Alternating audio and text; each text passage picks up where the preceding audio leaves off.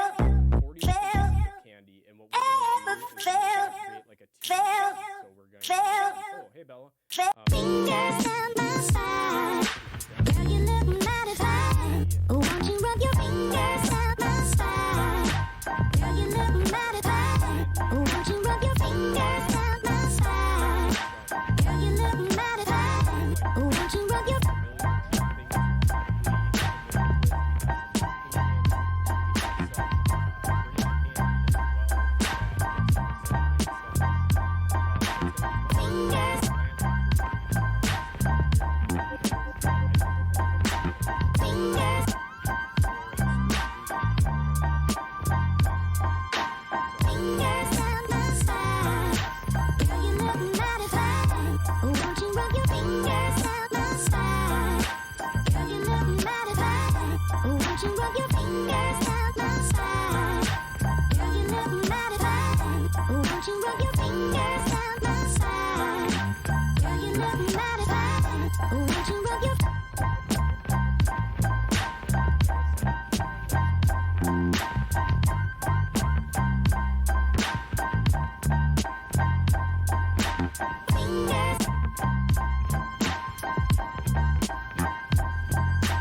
Fingers.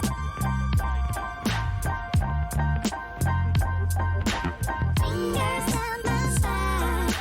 Girl, you look mighty fine. Won't you rub your fingers down my spine? Girl, you look mighty fine. We return you now to your regularly scheduled program.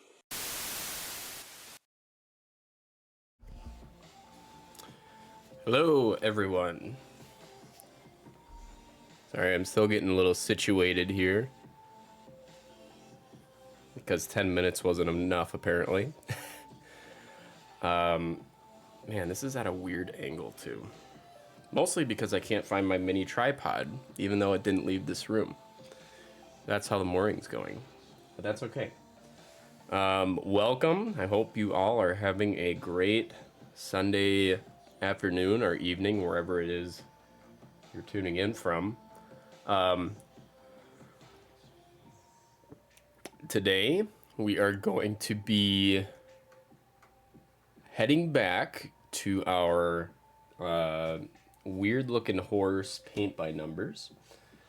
It does seem at this point that it takes me almost a full stream, which is usually like 2 to 3 hours, to complete one color. I suppose it's gonna depend on what number I'm doing, you know, because some are gonna be on there more than others. But yeah, let's just hop on over to that. And there we go. That's the progress we've made so far. And then there's that little reference photo at kind of the center left-ish top side of the screen. And I think we're gonna do I want to do a color today as a, well, they're all colors, but I want to do like a brighter color today, just so we don't have like lots of grays and whites and stuff. So I think I'm gonna do this 17, which is, hold it up for the camera here. It's kind of bright right there, but 17 is kind of this powdery red looking color, which is gonna cover a lot of like I think like a lot of the mouth area here, and then it kind of spreads out there too. So I forgot one thing though. I need to go grab some paper towels, so I'll be right back. Oh, I guess they weren't that far away. I thought I had to go out to the kitchen, but I had some in here. Okay, I'm back already. So, and as always, if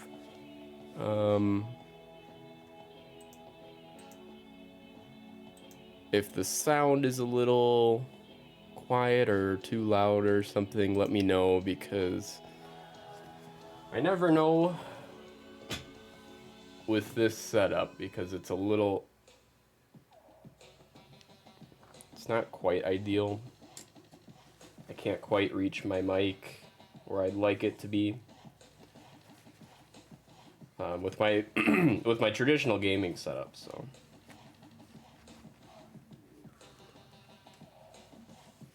trying to work off some of the gunk here on my mini brush. Apparently I didn't do that last time. Shame on me.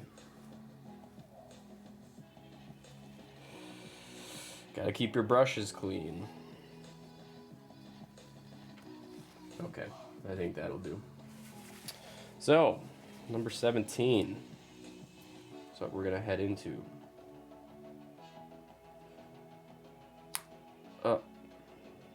Whoa.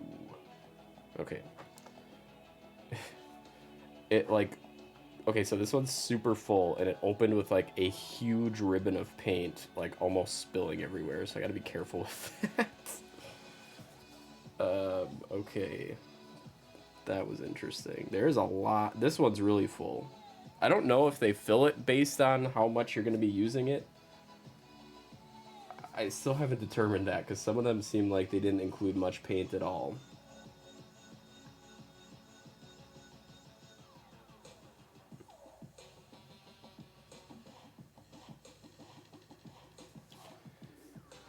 I think I'm gonna have to find a different music mix too. I don't like these royalty-free techno things. Like I appreciate that the artists are making music that they allow people to use for free. That's really cool of them. But this music's a little intense for what we're doing right now. So I think after this little blob is painted, I'm gonna see what else I can find.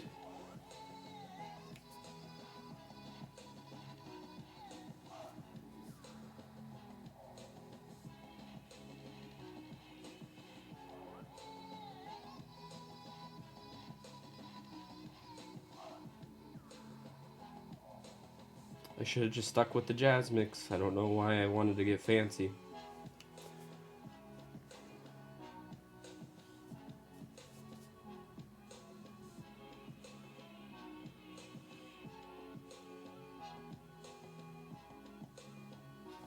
Look at that, already adding a little bit of color.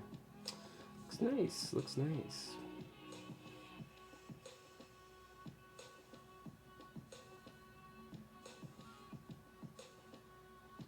I have to be honest, I'm having so much fun doing these things.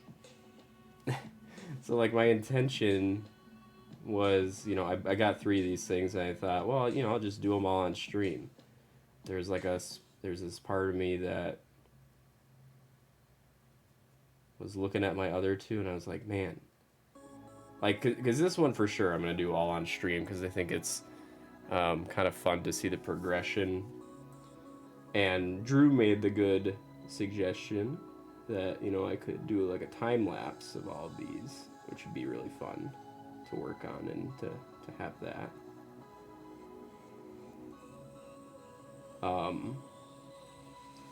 But yeah, there was a part of me that was looking at my other 2. I was like, I just want to crack them open. Is there 2 of them? Which I guess if I really wanted to, I could.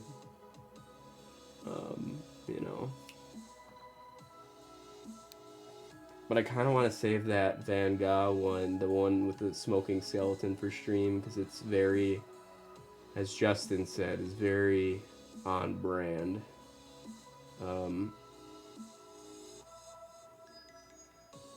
The one thing I worry about that one is it's a lot of... Oh, geez, I got paint on my hands already. It's a lot of... I gotta change this music. I can't do it. It's not that it's bad. It's just...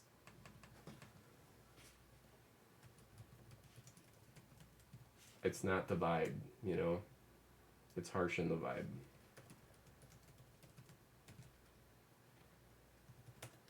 It's harshin'.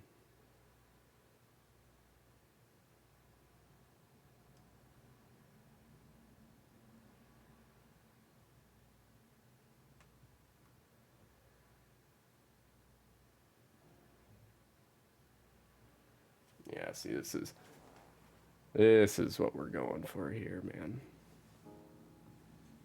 Some light piano. I like it. I dig it.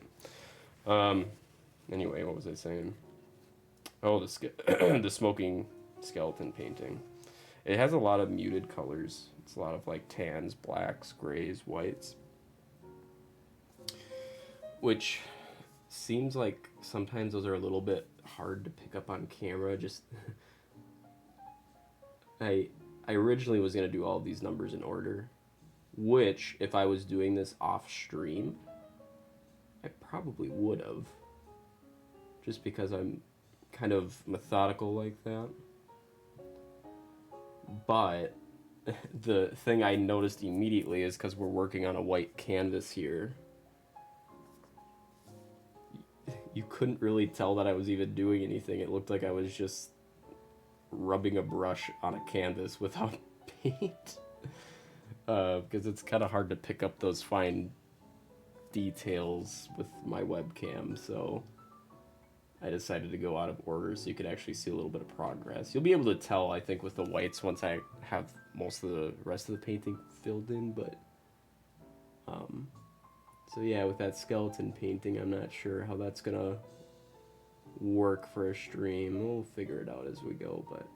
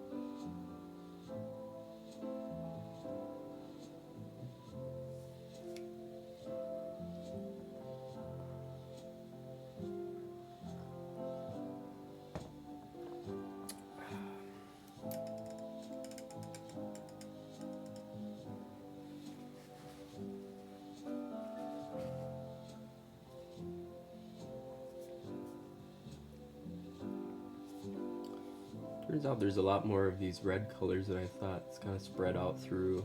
Oh no, brush is too wet. We're not doing watercolors, we're doing, I think, acrylic paints. I think that's what the type of paint is that we're using. You gotta remember to dry off the brush in between, otherwise it gets all smudgy. That's better. Yeah, there's a lot more of these reds on here than I thought. That's okay, it'll keep me occupied for a while. Which, that's really all this is about anyway, is just switching things up and getting to relax for a bit and not having to think too much. It's, doing these is kind of reminds me in a weird way. Turn that down just a little bit. In a weird way, kind of reminds me of doing Legos or Lego, however you say it. Thing I like about Legos is that it's just instructions. You know, of course you can get creative with Lego too, but everything has a place, and you follow the instructions, and there's something nice about just having instructions and following them.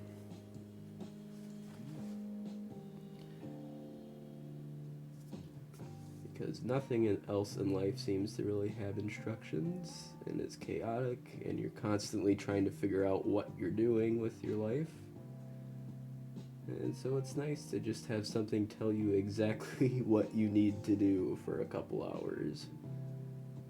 And so that's why it kind of reminds me of Legos, is it just tells you this goes here and that goes there, and that's all there is to it.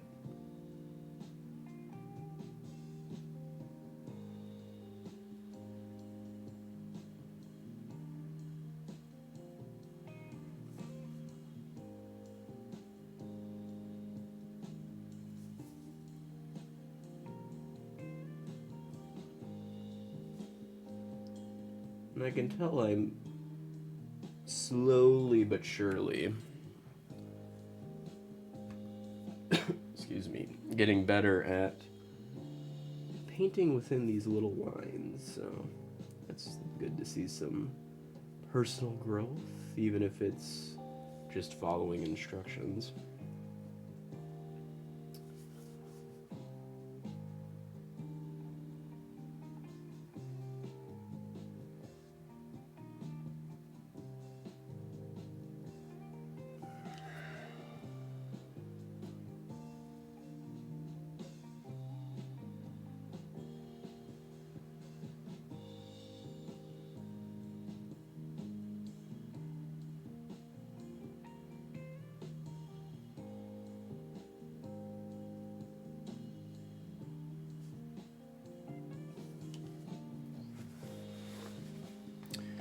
Ended up going back to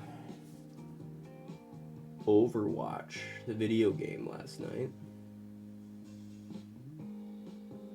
with Drew for a couple of hours. When that first came out, I suppose now at least a couple of years ago, we were playing it on PlayStation 4 at that point. We put many hours into that game. But yeah, we played on Xbox because it was on sale for Black Friday. Which, by the way, good reminder, check out the eShops for your favorite, for whatever console it is you play on. So there's a lot of good deals right now on games. There's something you've been looking for, worth a check. But anyway, I had a good time playing that last night, and it's funny because we found that some things never change. For those who haven't played Overwatch, it's I guess you would call it like a hero shooter, but each character has different abilities and traits, and you know they kind of lump them into three categories. You've got your support characters, which is what I usually play. I've always played like healers and in games. A lot of times it comes down to no one wants to play those roles because they'd rather be shooty bang bang people. But after doing that for years, I've grown accustomed and quite enjoy playing support roles. So I usually play as like a support role, a healer of some type. But then there's tanks, which are just designated to lead the charge and take damage.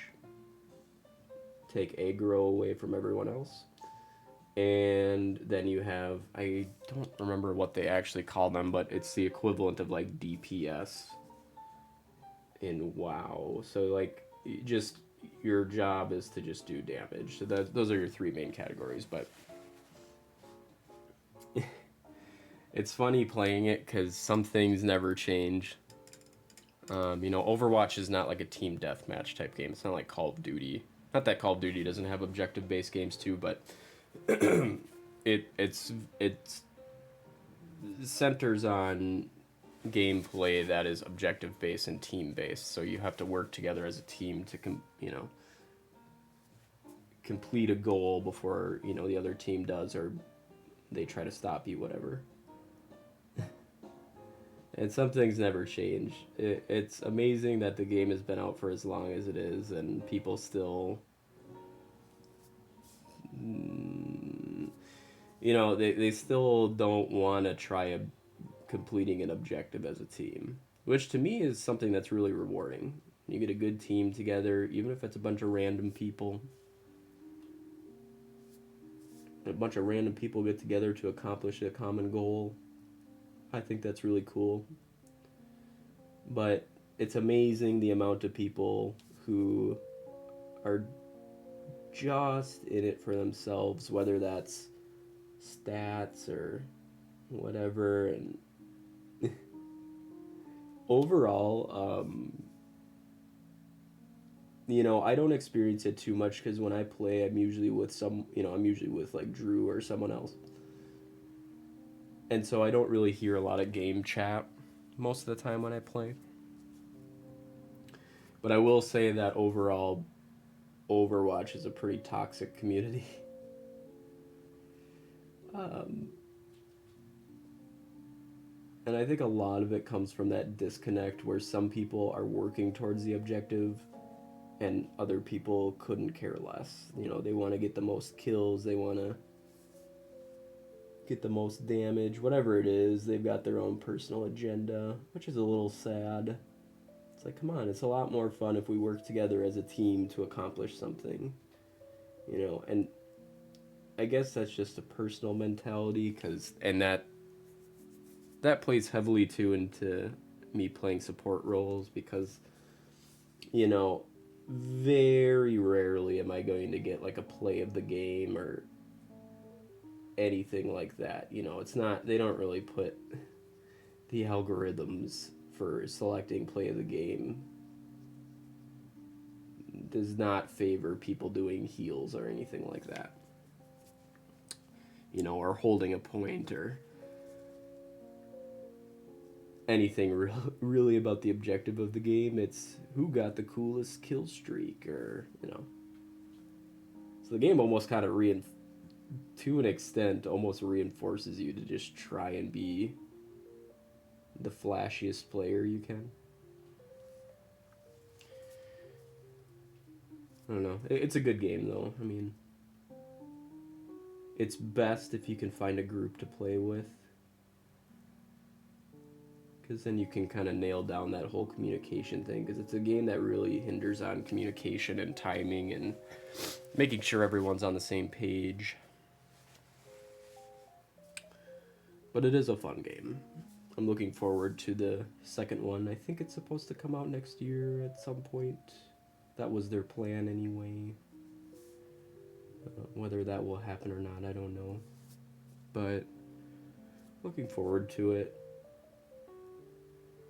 And I typically do not play those games on stream because we get pretty salty when we play. A lot of it comes down to, again, those issues where you play with like a group of random people and no one really wants to fulfill their role the way they're supposed to. They just want to get kills or charge in by themselves, and that just doesn't work. Just doesn't work for that game.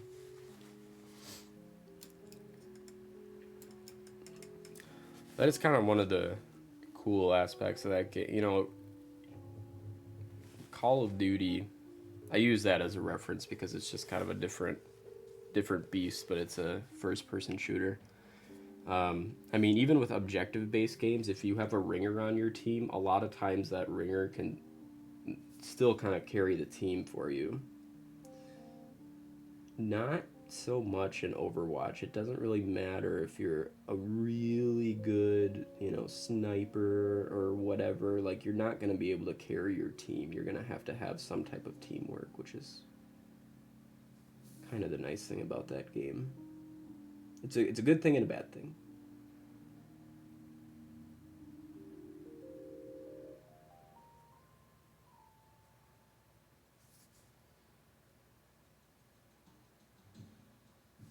But yeah, I tend not to play those types of games on stream. The communities behind them tend to be much more toxic, and that's just not the vibes we go for on stream. I want people to be able to watch something that's a little more fun and relaxing, and,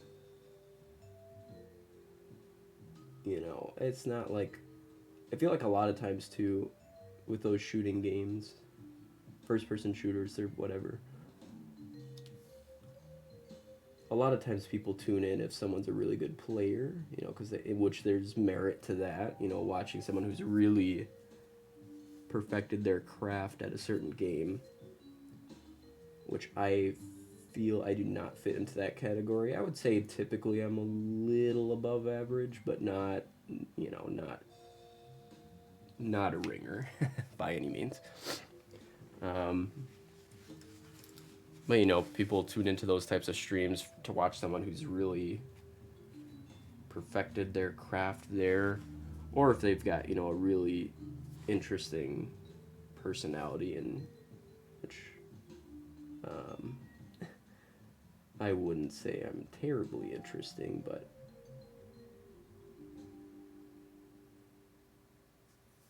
so yeah, back in the days when Mixer was a thing, you remember when that was still there? That's actually the first place I started streaming kind of seriously, was Mixer.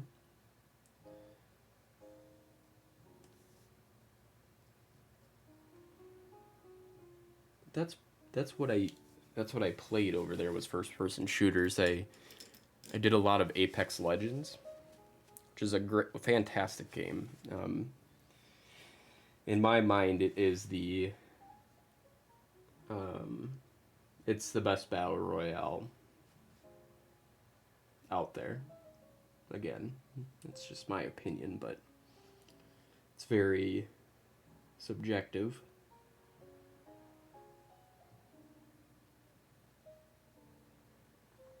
But yeah, I used to stream a lot of Apex Legends over there.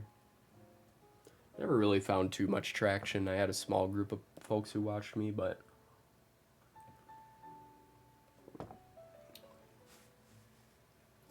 I've found much more success not streaming those over here.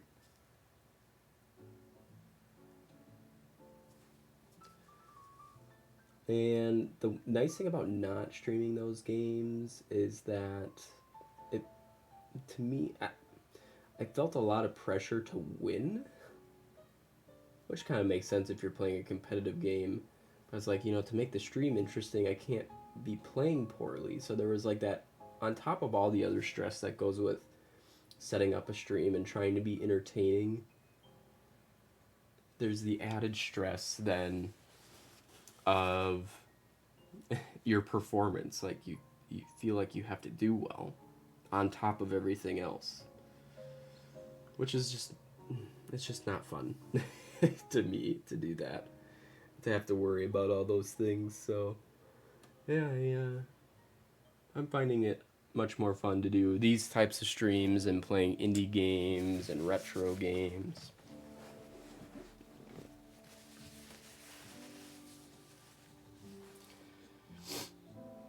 I am thinking about trying to rotate in more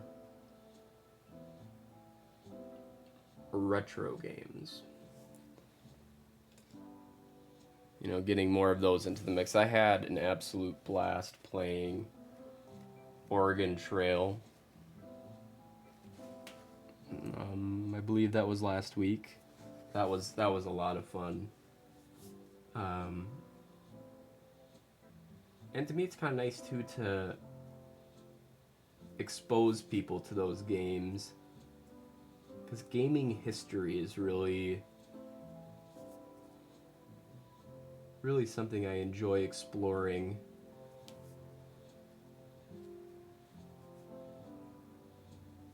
And to me, with video games today, you have so many tools. Well, I shouldn't say you, but folks who make games have so many tools at their disposal to create whatever it is they want. Really, your only restrictions are budget and manpower, which is a big barrier, don't get me wrong, but if you want to create something, you can do it if you have the right resources. Whereas back then, creating games, you had so many restrictions on what you could actually do just because of the limitations of software at that point in time. And I'm kind of the school of thought that restrictions sometimes are a good thing, because it forces you to be creative within those restrictions. And so you get really neat games like Oregon Trail, which, yeah, it doesn't have the beautiful graphics that you have today, but they were still able to create a game that's really entertaining with what they could at the time. And to me, a lot of these games still hold up. Like, I still had a blast playing that game. It still was really fun. And, you know, and in terms of video game history too, it's interesting to go back and see some of the games that, you know, maybe were big hits at the time, but haven't really held up as well as you'd think. Kind of one of the classic examples of that is GoldenEye 007, the James Bond first-person shooter from the Nintendo 64.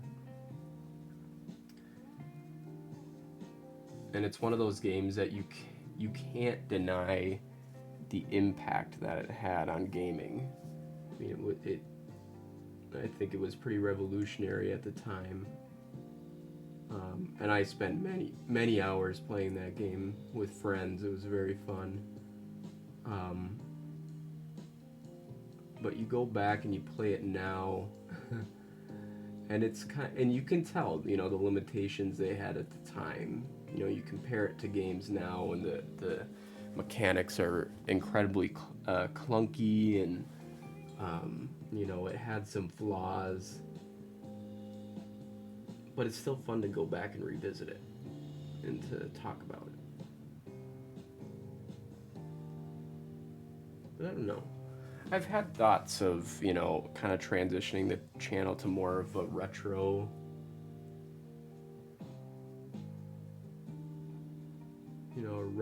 themed, but I don't know.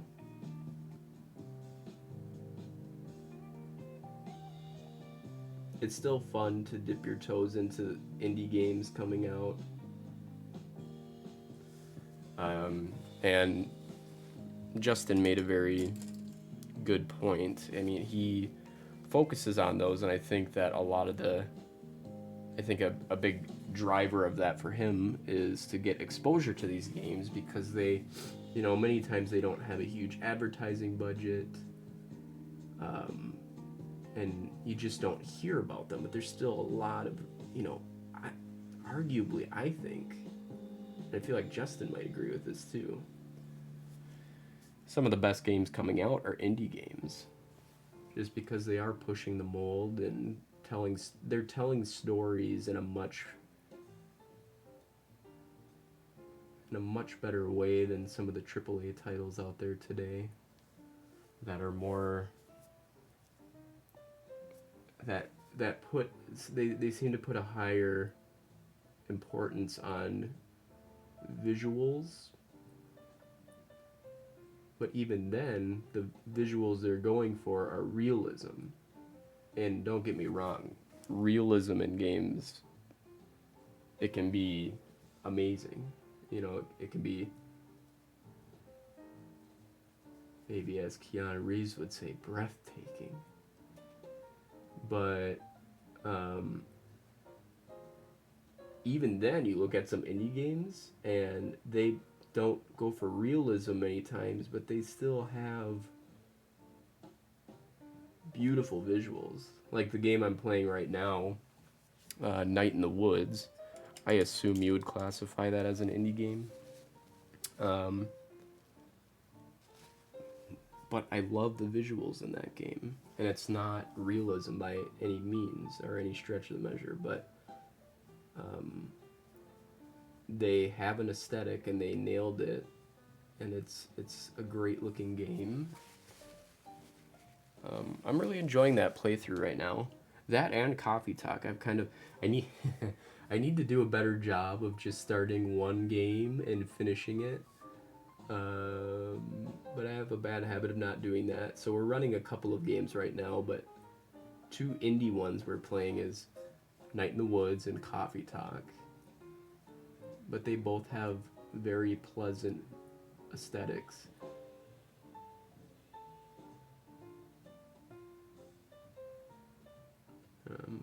you know, and they're great experiences and they're indie games.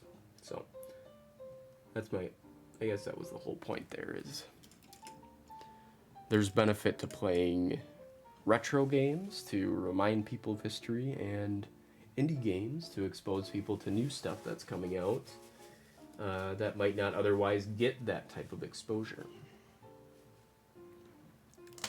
I'm just going to leave that brush there for a second and get the big one out again, because there's a bigger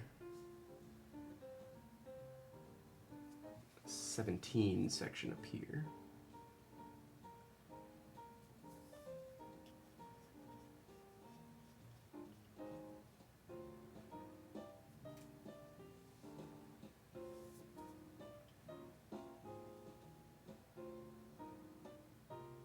I am so excited to hang this thing. When it's done, it's going to look so cool.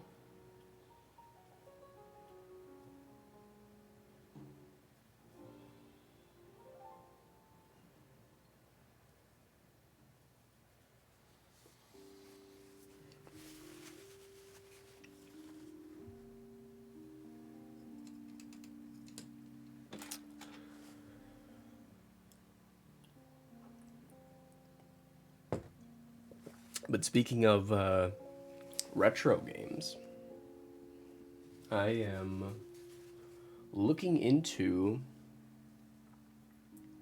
doing a RetroPie console, which, if you haven't heard of those before, there's these line of kind of mini computers called Raspberry Pis. They have a couple of different flavors they come in. But they're little computers that are, you know, maybe about that big. And one of the kind of projects you can do on them is something called RetroPie, which is just a game emulation platform. But I thought that would be kind of cool to do, and might create an easy way for us to explore some more retro games on the stream. So I'm looking into doing that, and it's actually it's not terribly expensive either. I'm looking forward to digging into that a little bit. There's some other neat I mean, there's a lot of things you can do with those, but another one that kind of interests me, and I don't know if I have the acumen to pull it off. You know, maybe with a bit of research I could, but one thing you can do with these is you can actually create a Twitch bot with a Raspberry Pi. So you use, I believe the coding language you would use for that is Python, or that, you know, the one I was looking at anyway, the kind of guide for it was Python. But I thought that would be kind of cool to do. Create my own bot.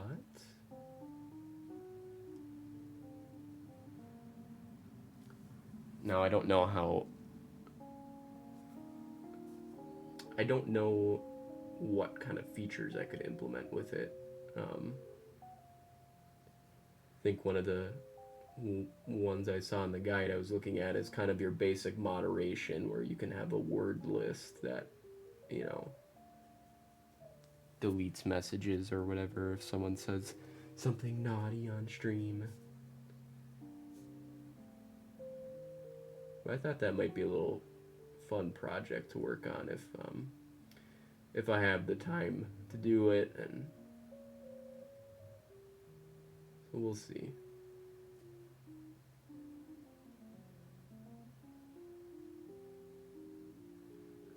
But it's kind of cool there.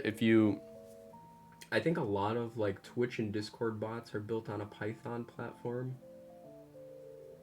if I remember correctly from some of the reading I've done.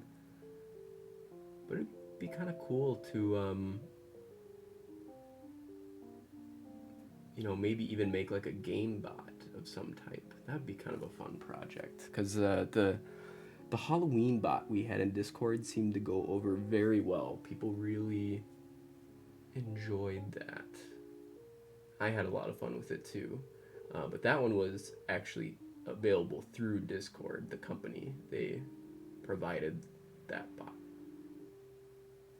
I actually saw it over in another Discord that I'm a part of and thought it would be fun to implement in ours, Broom Closet.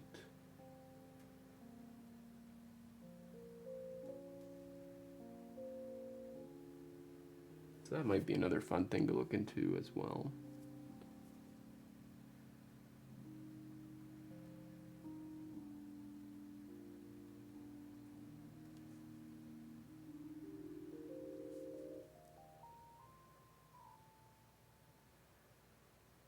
But it would take a lot of learning because I know absolutely nothing about the Python coding language, but I could probably learn it a little bit. Hello, Justin. Welcome.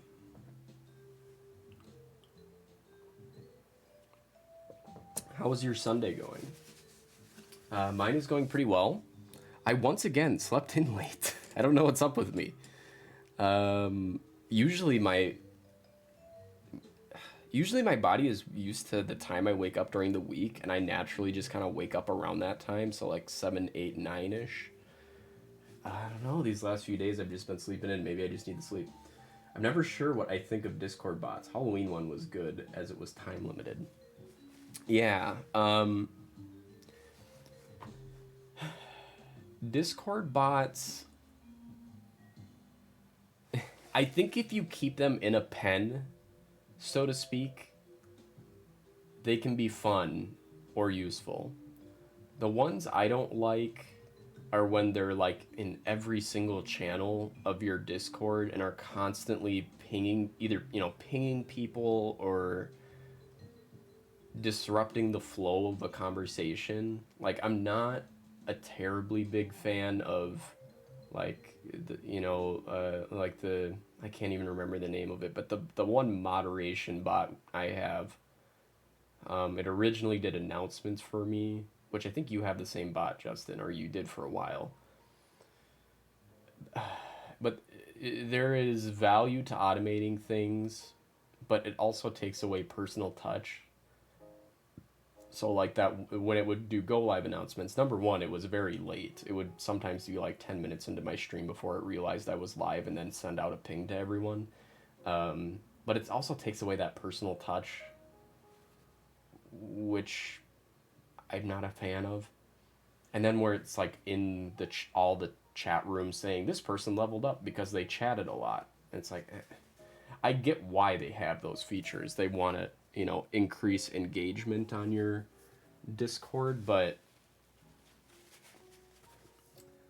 I don't know, man. I'm not a huge fan of it. But like I said, like if you have some game bots, I think if you keep them limited to certain channels, they can be fun. But you have to be careful.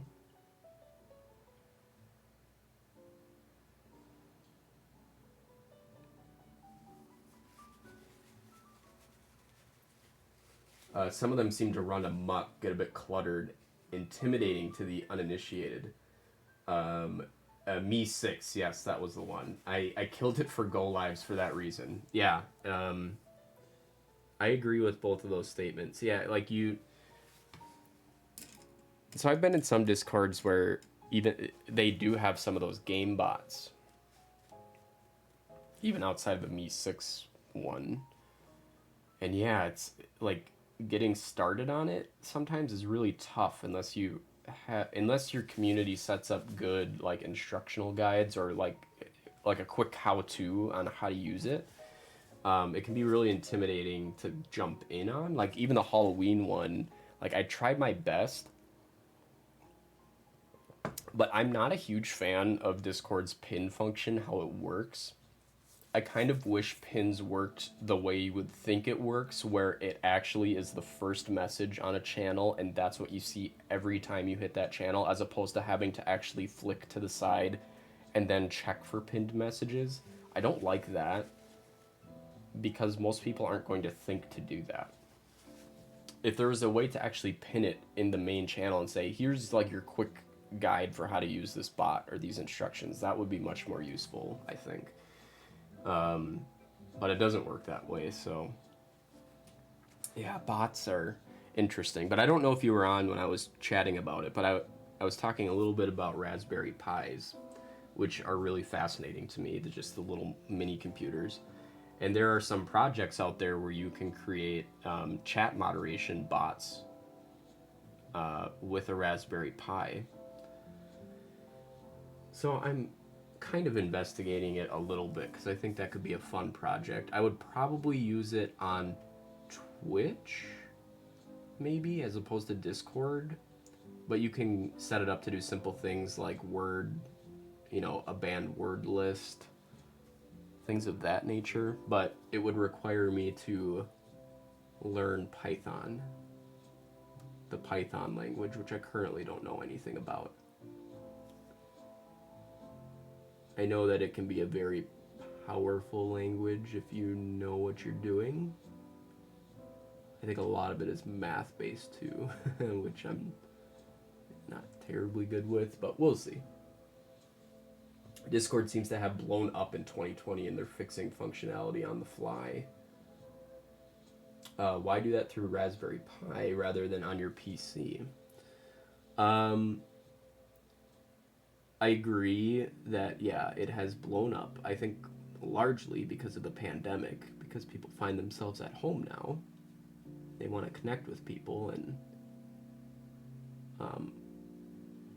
I will say on the whole, I love Discord as a tool, but yeah. I agree that they're fixing a lot of stuff on the fly.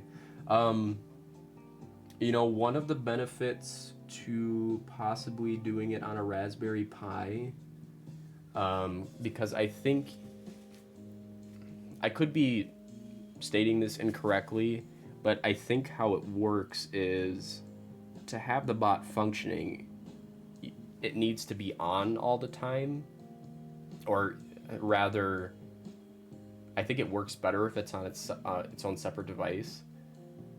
So I could always have, what I could do with a Raspberry Pi is I could have a third monitor and actually just mount the Raspberry Pi to the back of the monitor.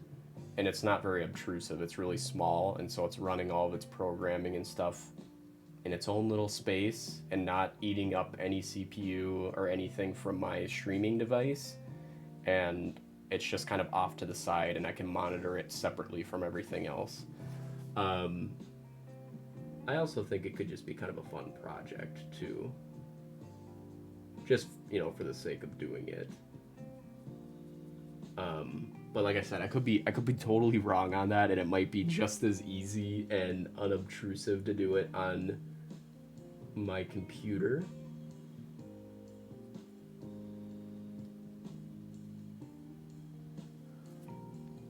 And I guess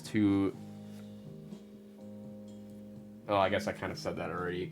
It has its own space to work in then, and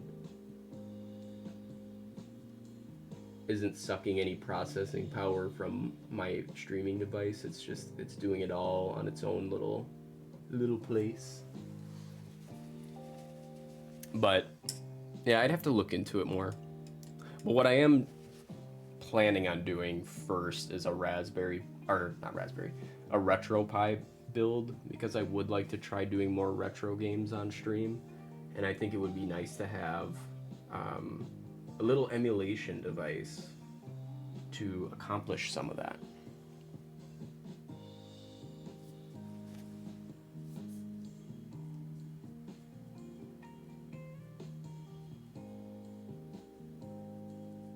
So yeah, I'm looking into that. It's pretty, if you don't get too fancy, which I'm not, you can do it fairly cheap. Like, I'm kind of pricing out some of it right now, and to do a RetroPie build that doesn't have like a super fancy case or anything, I'm thinking like my investment might be somewhere around like $70, which to me, if I can pay $70 for a device that can emulate like over 40 different systems, that's pretty cool. I think that'd be worth it. And that way too, I don't have to cover your virgin ears, but then I don't have to deal with getting the actual number one, the original carts or CDs for games, and monkey with getting those to work with my Elgato, which I have done it before. It works. You know, that's how I played Hogs of War a couple of weeks ago. I have the original disc for that. But I just think it'd be a nicer solution.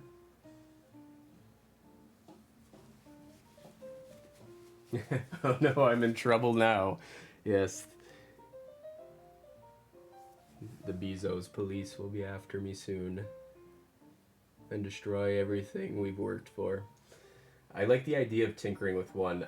I'm just lacking inspiration. The one I want to do but don't have tools for is a smart mirror with an embedded display. Ooh, that's a really cool idea. That'd be really cool. I was looking at some other projects too, because I was thinking, you know, they're relatively cheap enough that you could do several projects. One thing I thought was kind of cool, which would be very simple. So Kate and I, we have our own email addresses, but we also have a shared one that we have a calendar, which we haven't really been using. I thought it'd be really cool to have, like, in our kitchen area, a small computer monitor mounted on the wall that displays our Google Calendar, and you can either do that, like, you know, monthly, weekly, daily, but that way we can, because right now we have a whiteboard that we use, so we're, you know, handwriting all of our stuff, which I guess has its own kind of charm to it, but I thought it'd be kind of cool to have our Google Calendar just displayed in our kitchen area with all of the things we're doing. You know, because we'll put things like, we're going to so-and-so's this weekend, or this bill is due this day. Kind of be nice to have an at-a-glance thing that's just updated from our phones. But again, they're so small that you can just mount it to the back of whatever VESA compatible monitor you have, and it stays nice and hidden. So I thought that might be kind of a neat thing to look into, and would be a very simple project.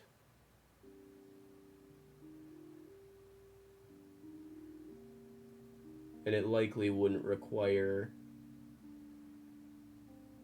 one of the more expensive RetroPie, or not retro, I keep mixing those up. The newer Raspberry Pis, it could probably use an older one because it wouldn't be doing that much processing.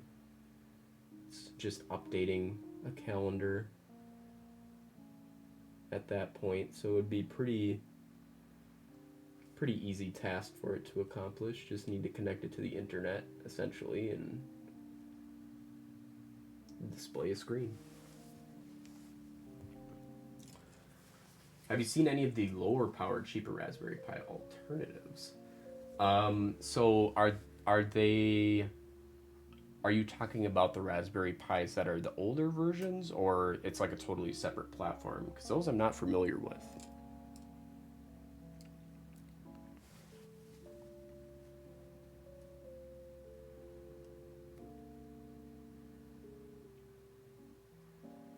They might be viable for that. Yeah, because that would be a pretty low, or I should say a small ask of a computer to just have essentially a web page open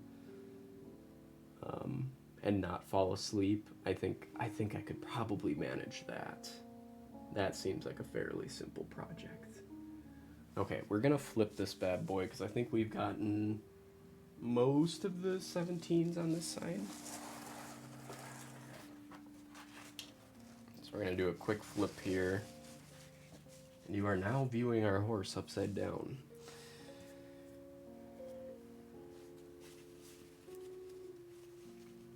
Oh, you know what? I have heard of Arduino. I haven't heard of Odroid before, though. Banana Pie, there's a bunch of them. Some of the boards are sub $10. Interesting. Yeah, I'll need to look into that. I've seen some really cool. So I have to be honest. I didn't I didn't realize Arduino was a different thing, but I've seen some really cool ones where it's like a case that's essentially like a miniature Game Boy, like the original Game Boy that they've got the board built in there. And people have created like original Game Boy emulators that are pockets almost like credit card sized. I thought those are really cool. It'd be a cool project as well. I really, speaking of all this like computer tinkering stuff, I really would like, before I perish one day, to do a video game. Even if it's something simple. I don't know what's stopping me, to be honest. I do know it would be a time investment, but coding clicks for me when I set my mind to it. Coding, it's something that sticks with me. It's just the way my mind works, I guess. So I know that I could accomplish it if I wanted to. But I don't know, man. It's just one of those things I just haven't found the drive to just sit down and say, okay, I'm going to learn how to do this. I'm going to build a basic game and just tackle it. I keep making excuses, and I need to stop making excuses. Because that was kind of my dream when I was a kid, was to work in video games in some capacity. Obviously, I wanted to make games. But at the time, I realized that, the resources to make your own games today is so much greater than it was when we were kids. And back then I lived in Minnesota still, and big things in the gaming industry were not happening in Minnesota, so it would have required me to move to one of the coasts probably. And I just wasn't really up for that. That on top of the fact that you find out being a game dev as part of a big company is not a very glamorous lifestyle. You get done with big projects and the CEOs make a lot of the money, and then you get laid off and now have to look for another studio to work for. But now there are plenty of tools for you to just create games on your own, which, game you were just playing, Stardew Valley, is a perfect example. Now, I don't think I could ever build anything quite up to Stardew Valley's level, because that is just amazing to me that one person made all of that. It blows my mind. Or I believe one person made it. But I think same story for games like Undertale. But really, there's no excuses now. Like, I could do it if I wanted. Or I could attempt it, I should say.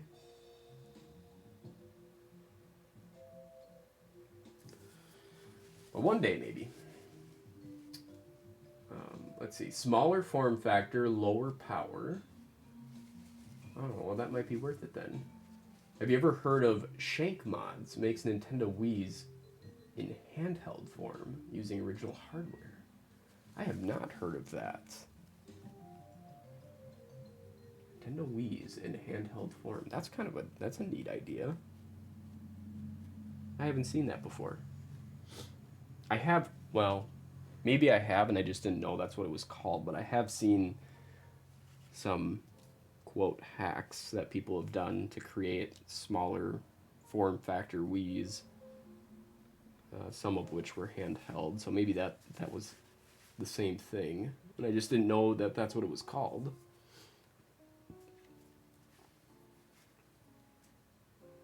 But I believe we do, well, we for sure have a Wii U. Oh, the poor Wii U. A victim of its own confusing branding.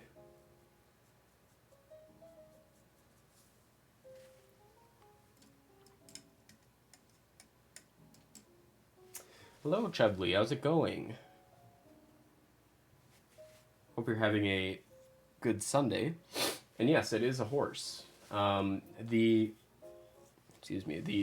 image on kind of the top left of the screen is what hopefully it should look like when I'm done.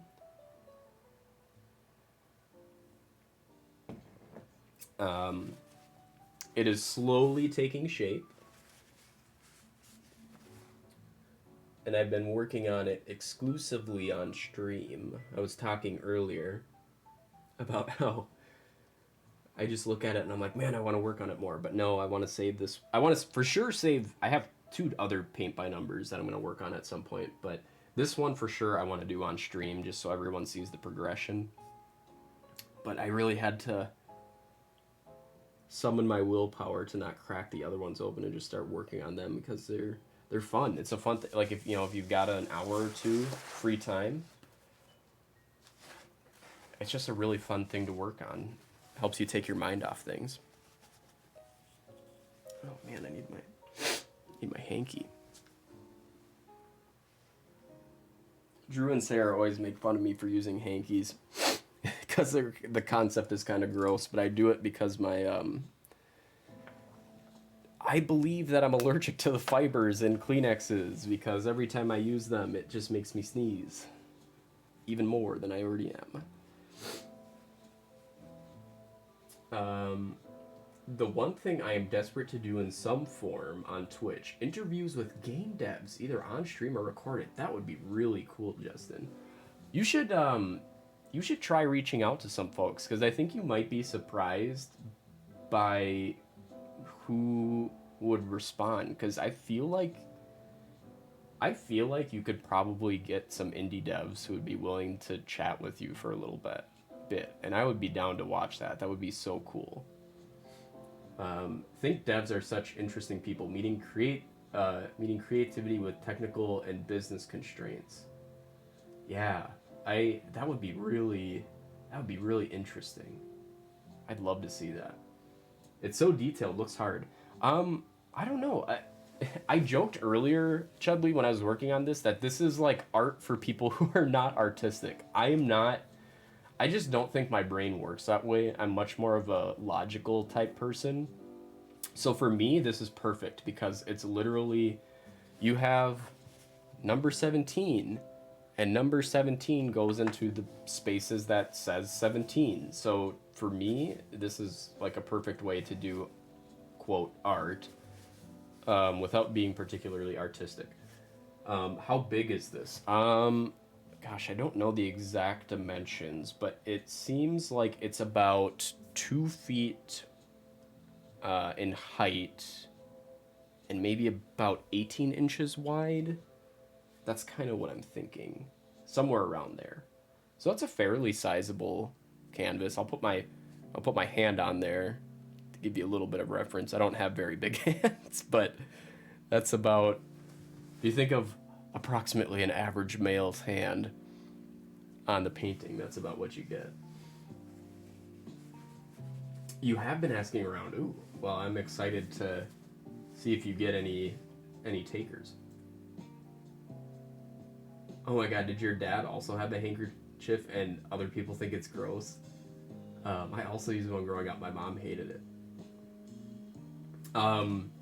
No, actually, no one that I know of in my family does. It's just, so I have allergies. I'm allergic to like everything that isn't food. I'm allergic to grass. I'm allergic to sap. I'm allergic to hay, dust, all of those things. So I constantly have like a sniffly nose, and I just found when I was using Kleenexes, like it would just make me sneeze more. And so I started using hankies, and that resolved it. Admittedly, a gross solution to have a snot rag in your pocket, but hey, what works, I guess. And hi to both of you. Just start talking and forget to give greetings. Oh, no worries. You're good, Chudley. Oh, you too. You're allergic to everything. It's a rough life out there for people with allergies. Despite the fact that I take my 24-hour meds every day, I'll say this. Life is much better with them than without. That's all I'll say about that. But even with that, I still get all sniffly and stuff. It's kind of sad to think, because we take this for granted. But 24-hour allergy medications are, in the timeline of human history, are still a very new thing. And I remember chatting with some folks when I worked at the county who were, maybe in their 50s. And they were telling me, when I was growing up, we didn't have these. Our options were to suffer with our allergies or use Benadryl, which, to those of you who use Benadryl or have used it, it essentially knocks you flat on your ass. And the joke is always, it's hard to sneeze when you're unconscious. So that was kind of your options at the time. So I will say we are fortunate that we have a handful of non-drowsy options now, which I've heard some people still get drowsy from them. I'm fortunate that the ones I use do not make me drowsy.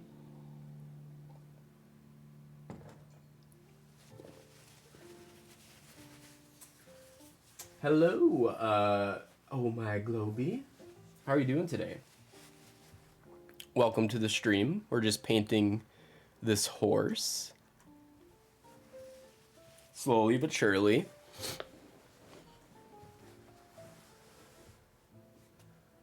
I mean, in theory, is a hanky more environmentally friendly than something single use? I would think so, Justin. I mean, if you throw it in with the rest of your wash, which is what I do, I guess you're not using paper, so it is more environmentally friendly. And the thing is, because so mine are cotton, so I'm not getting a bunch of little fibers going down my nose when I blow it, so that is why I use it. And speaking of which, I gotta mention something about environmentally friendly stuff. But let me catch up here. Honestly, for everything screwed up in the world, there's no other time in history I'd rather live, if only for modern medicine. Yes. And the funny thing, I've thought about this before. Many doctors, and I tend to agree, have said, we look back on medicine from the past and think it was very barbaric. We look at the methods they used and the things they did, and we just think, what an awful time to live in because of the barbarism of medicine at the time. The thought is, maybe medicine is advancing so quickly that it might be sooner rather than later, but if you think 100 years from now, they will look back on us the same way we look back on our ancestors, and they will look back at what we're doing with medicine and look at it with the same amount of disdain at what we were doing at the time. And that's a really interesting thought. Hopefully, as a civilization, we live to see that.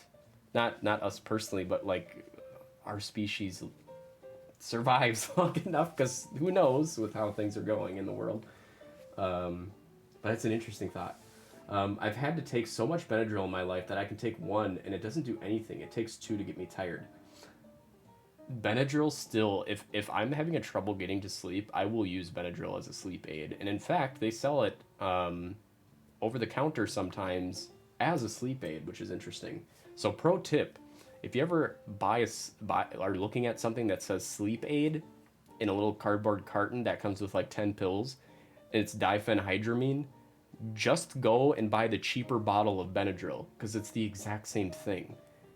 If they market it as a sleep aid, they will charge you more than if you buy it in the allergy bottle, which you can get very cheap, huge bottles of Benadryl. Just do that instead.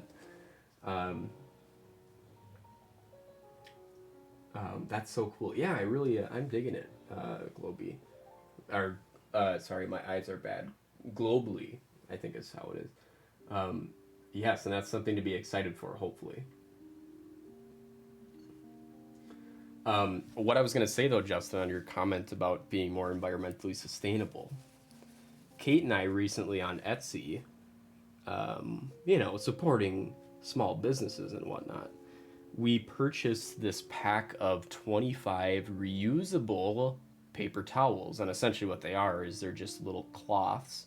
But the idea being that if you have, instead of using napkins or using paper towels to clean up small spills, you use these instead, and then you can just wash them afterwards.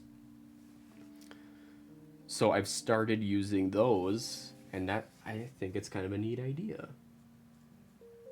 And they're all kind of, they have nice little material on them, so they look nice. But it was a way to support a small business and be a little more environmentally friendly. I think we're still gonna end up having paper towels around the house because I don't I don't think we want to use those to clean up like cat messes that inevitably happen. But for things like just wiping down the counter or using it as a napkin or cleaning up a quick spill, I think it'll be nice to have those around and not have to waste paper. Then we can just throw them in with the rest of our wash. Hashtag Team Etsy, yes.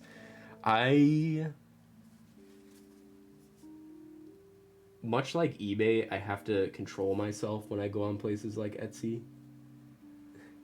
Just because there's so many... if you're into weird stuff, I don't believe it's a category, but a search term you can use on Etsy is like oddities or curiosities. There is some bizarre stuff out there, man, and I want all of it. They have, there's just some weird stuff, and I can't really describe it. Like, they'll have, like, just to give you an idea, they'll have, like, an old medical saw in a shadow box. Or, like, a bumblebee taxidermy in a little dome. Like, there's just so many weird things. And when I'm looking at these things, all I have to say is thank God I'm already married. Because there's no way I could get a date if I had any of this stuff sitting around my house.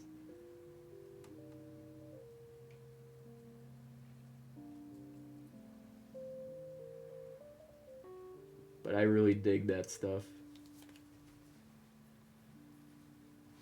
Did you see that Ginger has a store now for her jewelry? So I haven't checked it yet. I need to go look. But I stopped in a little bit for her stream where she was actually taking photos of it. And I thought she makes some really cool stuff. She has like mini perler beads. And then she makes some of the things she makes are like earrings that are like little Game Boys, which I thought was really cool. And fun fact, some raging janitor lore for you. I used to wear earrings. I used to have both of my ears pierced, each with two piercings on each side. And I used to be decked out in earrings almost all the time. My bottom two piercings, I think, will still accept an earring. The top ones, I believe, have grown over. And I also used to have an eyebrow piercing. So yeah. And I got... a lot of that came from the fact that my dad is a goldsmith. And so he creates a lot of custom jewelry from gold and silver and all that. That's his job. He makes some amazing things. I should really find... He made this one thing that was incredible. It was... I need to find a picture and show it on stream. But it was a... I'm trying to explain it. It was a ridiculously heavy gold ring. So this guy wore it on his index finger. And it was like the top half of a jaguar, and the eyes were diamonds, and in its mouth was a gigantic ruby. And this tells you some of the things people have money for. This was this gentleman's driving ring. So he would wear this ring specifically when he was driving his Jaguar.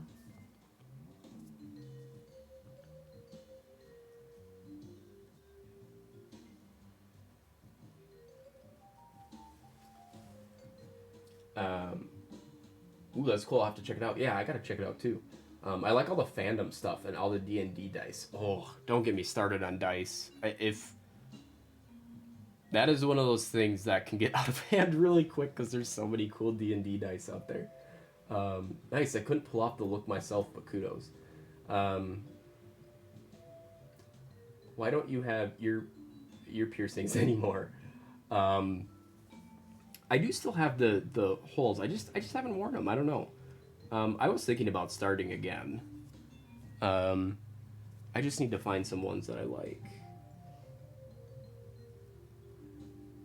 I used to wear like pretty eccentric gaudy hoops. Not like gigantic, but I think they would be considered pretty large for what a man would typically wear. But you know, one benefit to, and I'm curious if, because I don't know everyone's age, and you please don't like start putting your age in chat. Don't do that. But I do know that Justin and I are fairly close age-wise, but I have found that over time, I have begun to care less and less what people think about me and my style and choices. So I've started having more fun with what I wear. Because one day I am going to be a pile of ashes, either in an urn or scattered somewhere. So I don't care what people think about me. And honestly, do you want to be around people who would judge you for such a thing anyway? I might get a little bit of good-natured ribbing from some of my friends, but nothing beyond that. But yeah, if any of you are younger, don't take 28 years to learn that lesson. Just don't give a shit about what people think about you, because those people probably don't matter anyway.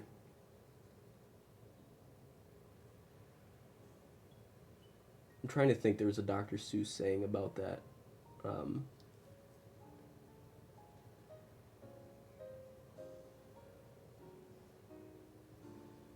It was something like, those who care don't matter, and those who matter won't care. Something like that.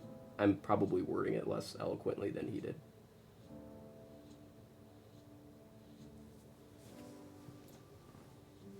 I think I'm close to y'all. I know within a couple years of Ginger. Okay, so yeah, you're around our age. Jealous. I care too much about what other people think. Oh, thanks, Kate. That's the one thing I love about you. Sometimes it can come off as a little more abrasive than I probably should. I should probably use a softer touch, but you know, it is what it is. Not for clothing for me, but so much, sorry, let me try that again. Not for clothing for me so much, but the best damn thing about getting older is doing shit you love and being who you want to be. I've gotten more and more comfortable in my skin as the years have gone on. Yes, exactly, Justin. That is, yes, that is exactly what I'm going for there. Yeah, you can just kind of unabashedly do the things you want to do. And I think a lot of it, you know, I say don't take that long to learn that lesson, but I do understand that when you're younger, there is more, I think, you have more societal pressure because all of your peers think the same way, and there's something to be said about peer pressure, and you know, naturally, just as humans, our biological drive is not to stand out or do something different. Our biological drive is to fit in, because in a historical sense, that's what kept us safe, was being a part of a group and not standing out. But we've transcended having to do that. So you can do what you want and ignore those drivers. if you so choose.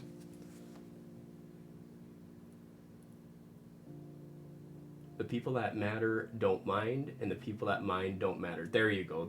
Thank you, Chudley. That is what I was looking for. Yes, it is a very good quote. I think I got it reversed, but the same sentiment. Yes. I get it. I've finally gotten more comfortable with myself, and it took almost 30 years. Yeah, and it might be that it's one of those lessons you just have to learn on your own, because people say, don't make the same mistakes I did. Learn from my mistakes. But that's way easier said than done, right? Sometimes, well, not sometimes, I would say the best lessons you learn are the ones you learn on your own. And as Zenyatta says in Overwatch, failure is an excellent teacher. And I think that's very true. So go out there and fail. I kind of on that same train of thought. I've been streaming now for probably 7-8 months, something around there. And if it were to end today, I would look at this stint of streaming as a very successful thing. I accomplished way more than I ever thought I would, and it's, there's been a lovely little community that has formed around not only my stream, but some of our friends' streams as well. But like I said, if it were to end today, I would consider this a success. But the thing you don't hear about is that I've tried and failed at like 3 different podcasts and several different YouTube channels. But I don't think I would have been able to get here unless I had those failures, because they taught me a lot of lessons. So they aren't bad things. Failures aren't necessarily bad things. They can, if you choose to look at them as a negative thing, it'll be a negative thing. But if you instead decide to extract some lessons from them, then they can be good things, because I wouldn't have a lot of the skills I have necessary for streaming if I wouldn't have done those other things first. I'd be learning them now, and it wouldn't have put me in as good of a place to succeed. So, yeah, a little bit of philosophy for you there. I agree. It takes getting older and just living. I also think for me, it took getting out of where I grew up and experiencing more. I agree with that, yeah. A lot of it just comes from experience, right? You should, mate. Brought me some very happy times. I owe you a debt. A bunch of folks do. Well, I appreciate that, Justin. And I am, of course, indebted to all of you for all of the support you give.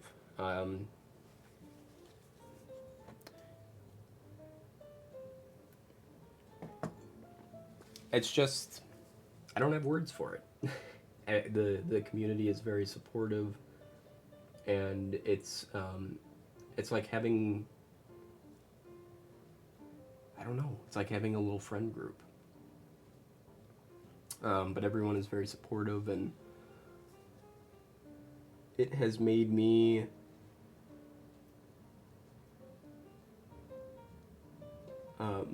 immensely proud to see some of you branch out and start doing your own creative works, whether that be streaming or art or whatever it is.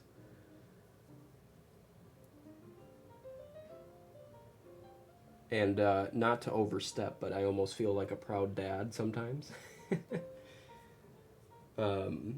It's that, I feel like it's that feeling where you see people spreading their wings and doing their own thing, which is really cool. It makes me very happy.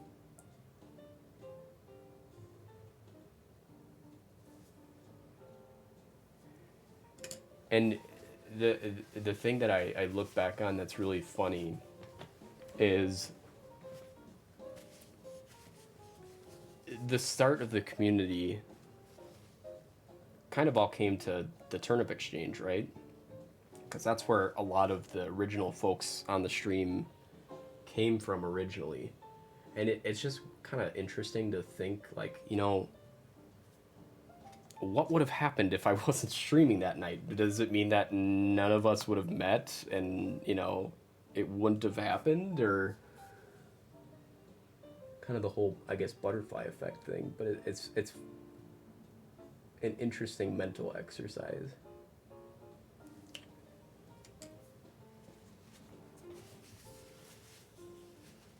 Y'all are so sweet. I'm glad I found this little group to watch and chat with.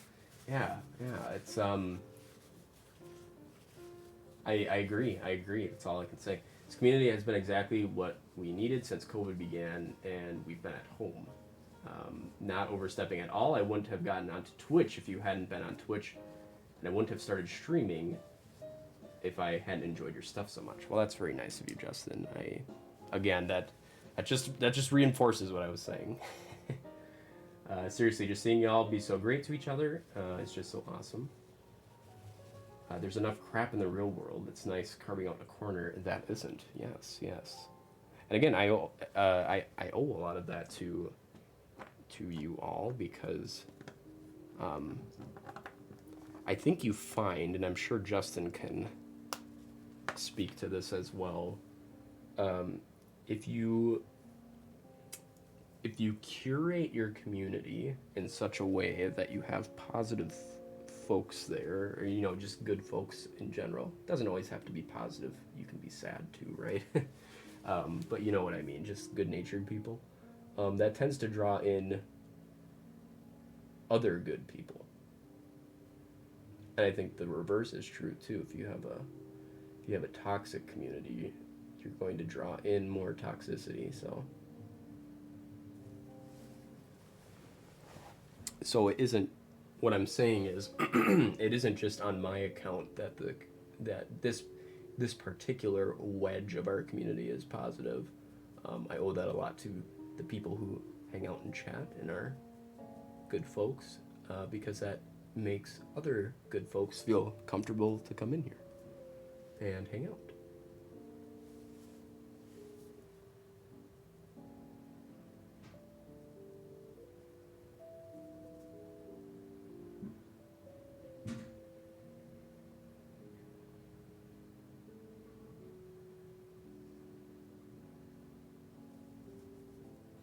Very focused on this little spot here. It's oh shoot, went over a little. That's okay, I can fix that later.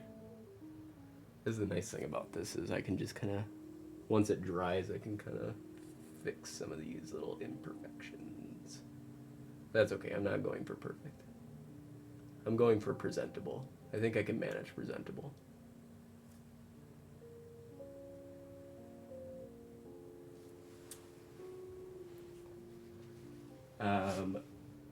Oh boy, I missed a couple.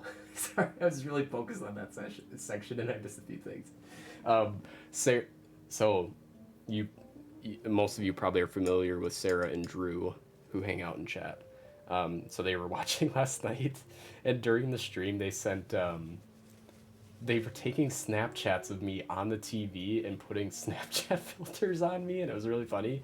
But they took like a 15 or like a 30-second snap of me just doing this, because I was playing one of the rhythm sections on A Night in the Woods, and I was just super focused, and they were like intense, focused face. So yeah, let me catch up here though.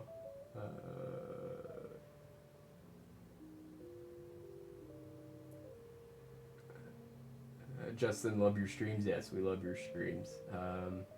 Weird Voldemort smile. No nose. Oh, Ginger, welcome. How are you? Hope you're having a good Sunday.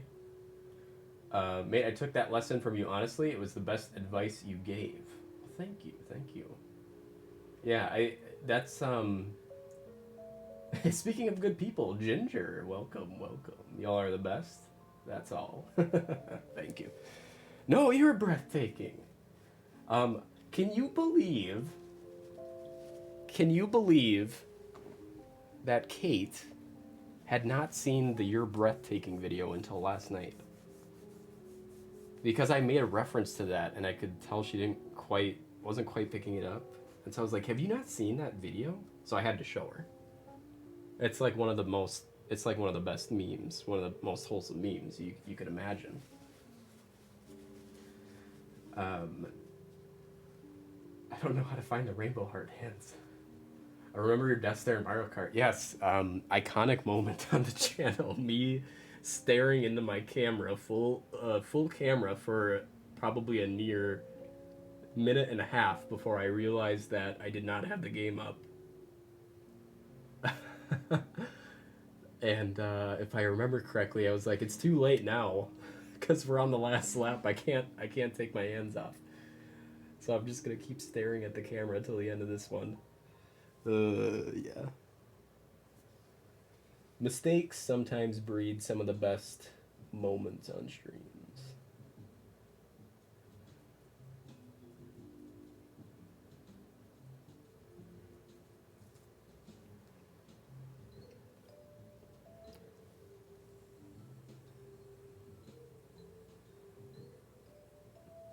Not sure I've seen it. I think, Chudley, if you're in my Discord, there is a channel called Stream Clips or Stream Highlights. I think I put that there. I actually made an edit of it where I added Enya, like a tune from Enya, and it zooms in on my face. That was a while ago, but I think it's still there if you scroll up.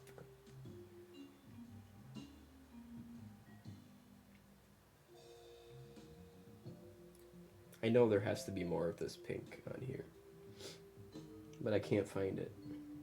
Oh, there's one. There we go.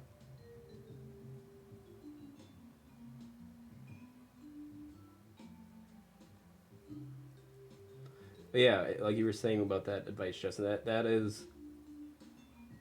I think that's what you were referring to.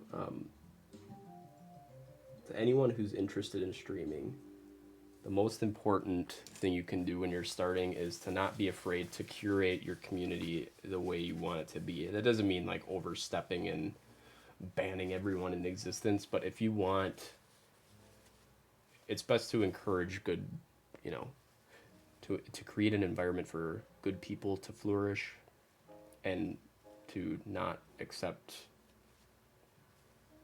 I guess, people who are trolls. So, and I feel bad because when you're a new streamer, like you're desperate for people to come into your stream and view your stream, but unfortunately some folks take advantage of that and will misbehave in your stream, knowing that you're desperate for views, and so they don't take care of that early. They don't nip that in the bud. So it's my biggest piece of advice. Don't be afraid to do what you gotta do. If it means you have one less viewer, it means you have one less viewer, but you maintain the community you want. That's important. That's the most important thing.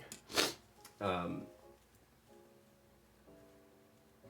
not sure I've seen it. Oh, the Keanu Reeves thing. Yes. Yeah, look it up. Yeah, there you go. Justin put a link there. It is one of the best. Was that at an E3 or something? But that's one of the best, if not the best, E3 moment ever. Personally, for me, it's the best. What kind of paint am I using? I actually don't know. I imagine it's probably an acrylic paint that it comes with. I guess I'm not sure what it came with though. But I'm thinking it's probably an acrylic paint.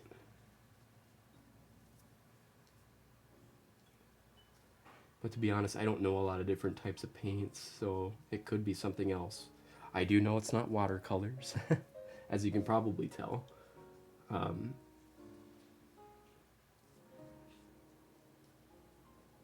But I don't know if maybe you're referring to the brand. It just comes with these. It's like an unbranded paint. It just comes with the kit. And it comes with actually everything you need to do them. Like if you just look up paint by numbers, if you're interested in doing one, they have a lot of different options. But the kits come with everything you need. It comes with 3 different brushes, at this particular kit anyway. Comes with 3 different size brushes, all the paints you need, the canvas. That's pre-printed with all of the numbers. It's really cool. Highly recommend it for anyone who just wants a little bit of a thing to keep them busy. They've got some downtime. And like I said, I'm not an artistic person, but here we go. It's you know, slowly starting to take shape, so you don't really need to be all that artistic to do it.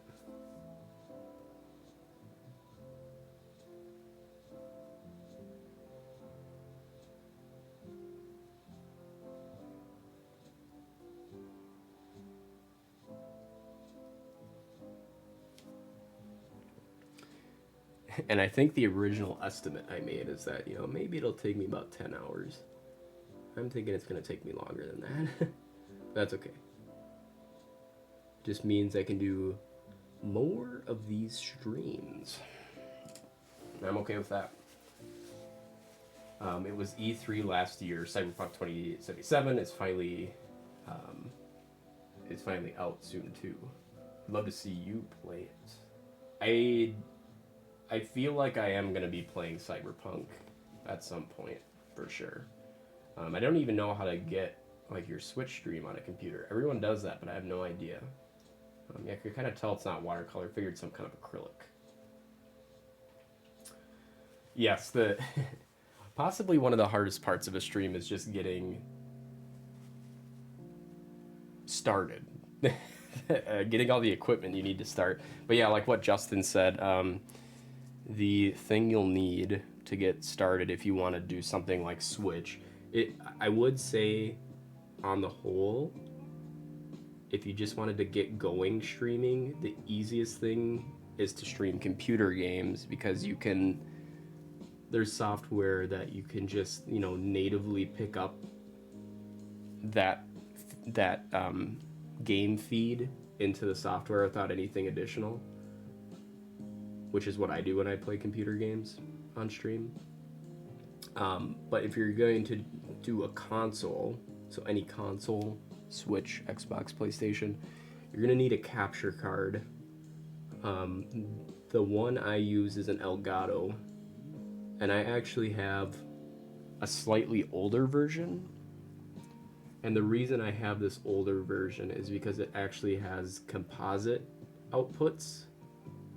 So what that means, those are like your yellow, red, and white cables from older game consoles, and that's specifically why I have that one still, is because I can play older game consoles on there if I want, without too much monkeying around with it. I think most of the new ones just have HDMI, if I remember correctly. Maybe they come with composite still, but I thought last time I checked they didn't. But Elgato is a good company.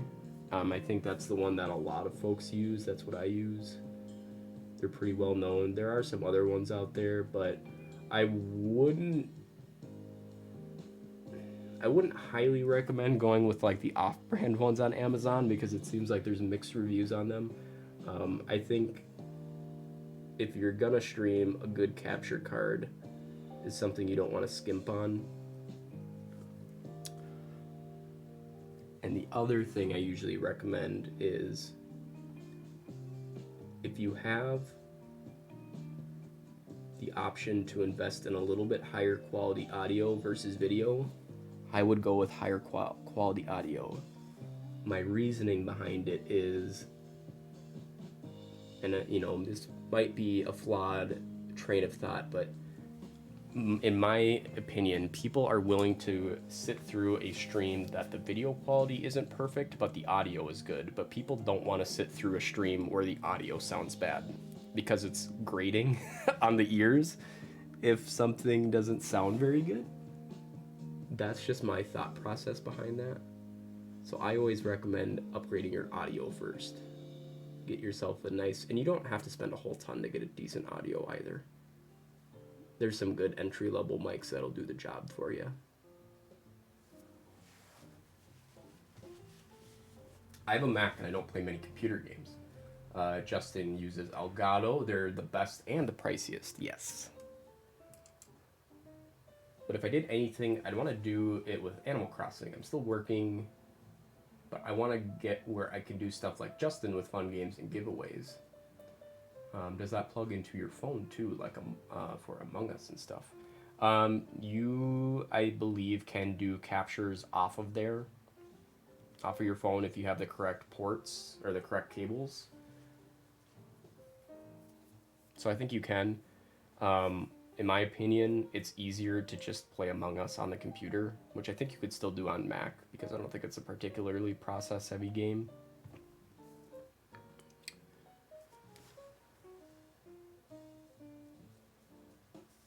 And here's another tip for you, for people who are worried about video. So what you see here on my personal, this cam on my face, many of you already have this device. It's called the cell phone. The video feed you see of my face right now is through my iPhone. There is an application called, it's like for $8. It's called Epoch Cam Pro, I believe. You pay $8 for it. And you can actually link this into your streaming software.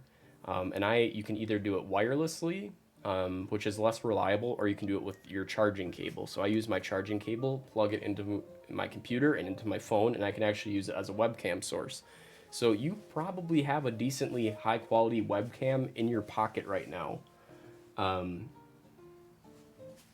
So you might already have that component ready to go without any additional investment other than, like I said, $8 for the app, which is a pretty, if you're looking at that versus spending $100 on a webcam that essentially does the same thing, spend the $8. And I've actually found that many times I'm happier with how this looks versus my $100 webcam, which is really funny. And even better than like my $600 DSLR camera that I have. I have a Canon T5i, which admittedly is a bit outdated at this point, but I like how my iPhone ends up looking most of the time better. So yeah, there's little tricks to work around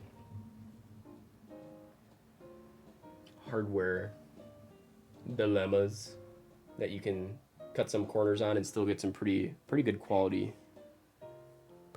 streams out of. The main thing I've taken from getting started is you sometimes just need to get started, make mistakes, people are forgiving, and you learn very quickly. I would also agree with that, Justin. Don't wait until you feel like you're gonna have the perfect stream setup, because let me tell you, and I think Justin can attest to this, you find out you're never going to hit that perfect spot. There's always things you want to improve on. And so if you wait until you feel you got your perfect setup, you're never going to stream. You're just never going to stream. And part of streaming too that you don't think about is not just the setup and the layout of your stream, but the skills needed to stream. It is a skill. Some people are better at it naturally. I am not one of those people. It took me time to learn, and I'm still learning, how to interact with chat and how to keep a conversation going. There's a lot of like those soft skills that people don't think about with the stream. They think, oh, it's got to have the best audio, it's got to have the best video, I have to have the snazziest looking layout. But here's the thing, you can have the best looking layout on Twitch and the best equipment, but if you don't interact with chat or whatever type of interaction it is, people aren't going to stick around for streams. So even if you just get started with some bare bones stuff, you're still developing those skills, which takes some time. So yeah, I agree with Justin. Just even if you have the bare minimum, just try it, see how it goes. And the good thing too is that allows you to figure out if you're interested in doing it without dropping a lot of money on stuff. Like, I always feel bad when I see people investing thousands of dollars into streaming equipment and then they kind of find out it's not really for them. And so now they have all this hardware that's just going to sit and collect dust because turns out they weren't really a fan of actually being a streamer. So yeah, just go out there and try it with what you got and see if you like it. And there's also nothing wrong with incrementally upgrading your stream stuff too. That's what I do. I'll kind of have like a focus and I'll save up for that. Like right now I'm thinking of improving my lighting at some point. I'd like to get some nice key lights. But you know, I've made it this far without proper key lighting, so if that's any kind of clue as to what you can accomplish without having the perfect setup, well, there you have it. Well, you don't need everything right away. You know, and as time has progressed, I've gotten a better microphone. I've gotten, you know,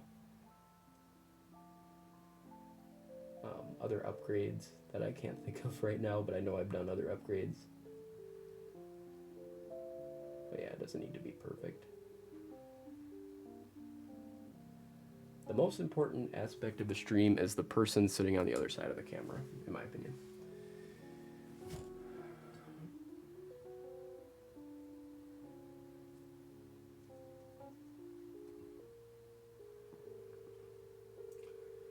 Your girl is not super tech savvy. I didn't even know you could play on computer.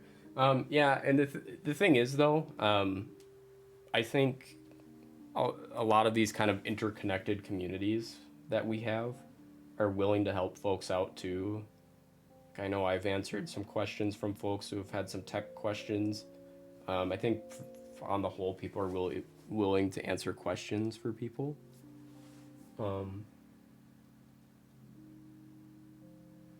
So yeah, don't be afraid to ask people questions too.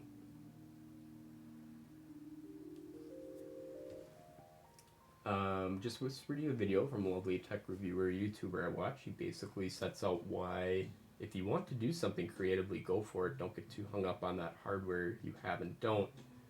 Still find that sentiment motivates me. Yeah,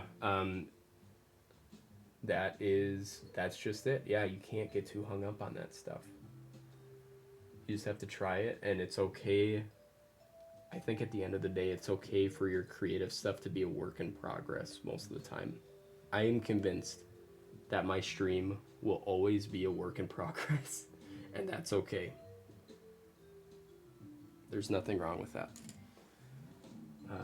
Ooh, that's what it was. I saw a YouTube link on my screen, and then it went away, and I was confused, but I'm still figuring out Twitch, as you could tell. To be fair, Matt, your phone costs more than your camera, and thankfully companies have focused on making camera phones amazing. Well, it is more expensive, but my point being, almost everyone has a phone already. Like, they don't, like, I didn't buy this phone specifically for streaming. I bought this phone because I needed a cell phone. So the fact that it also works for streaming is just like a cherry on top is, I guess, the point I'm making. But yes, yeah, what you said. So you don't have to buy something separate to stream. I love watching and interacting with y'all. I don't know if it's for me to do more than watch, but I'd be interested. I don't have a ton of free time, and 2 of my evenings are blocked for D&D games. Yeah, and, you know, also, there is nothing wrong with enjoying a medium without participating in it as someone who creates, if that makes sense. Which reminds me, I saw this tweet the other day, and it was some guy, I don't know if he's a developer or what he is, but he tweeted out, he's like, y'all are so interested in video games, why don't you just go make your own? And someone responded, and they said, there's a huge difference between just enjoying a medium and wanting to get into it that deep. There's nothing wrong with being someone who really enjoys video games and that's where it ends, that you just enjoy them as a consumer. There's nothing wrong with that. You don't have to get into the nitty-gritty of making your own game. Let's be honest, the business of video gaming wouldn't survive if everyone wanted to make games. There has to just be people who enjoy consuming the games, which is what most of us do. There's nothing wrong with that. Just enjoying them and talking about them. And I think that that's kind of an odd mentality to have, where it's like, well, why don't you just go make your own games? Make something of yourself. Because there's nothing wrong with consuming stuff too. I really enjoy listening to music, but I don't really make music. There's nothing wrong with that.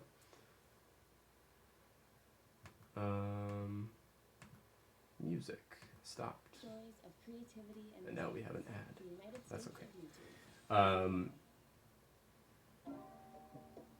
Also, I hope you don't mind me saying this, Matt. I've seen you get more and more comfortable, confident on chat as you've been streaming over the months as well. Keeping in mind I was here early.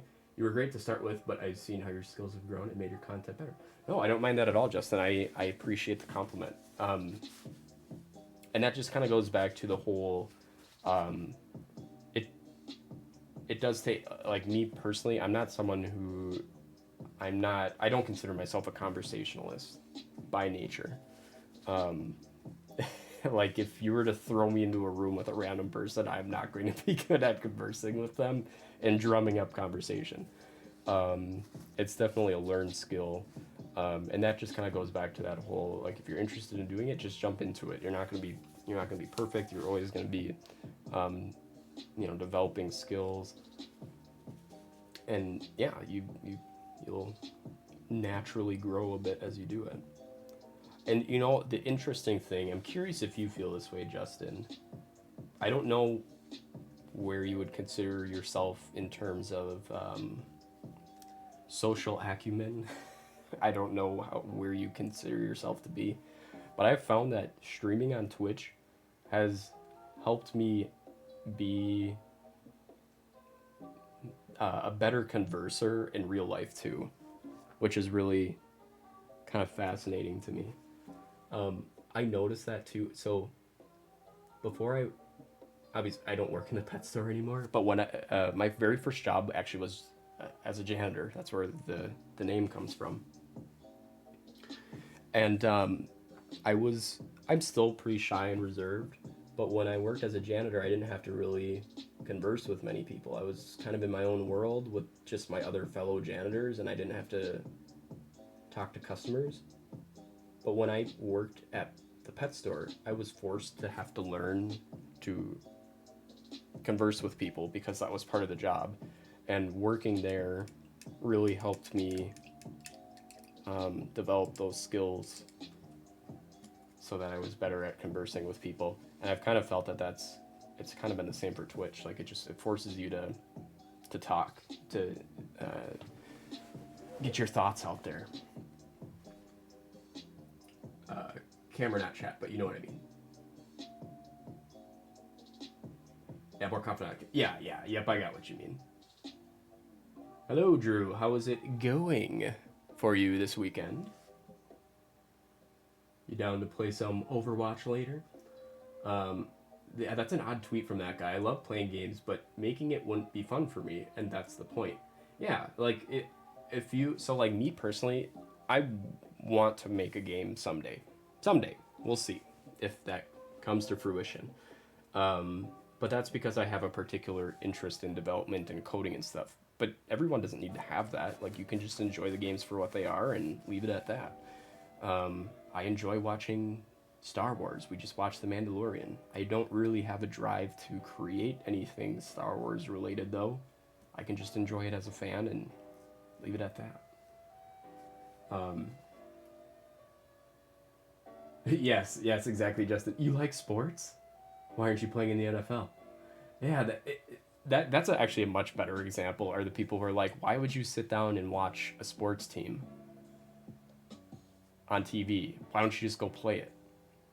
It's like, because there's something about watching people who are very skilled at a game, and, you know, watching those same people have no problem sitting down and watching a soap opera, you know, and a lot of the intrigue with sports is, you know, there is some drama behind it. It's fun to watch. It's entertainment. There's nothing wrong with just enjoying entertainment. You don't have to be a part of it.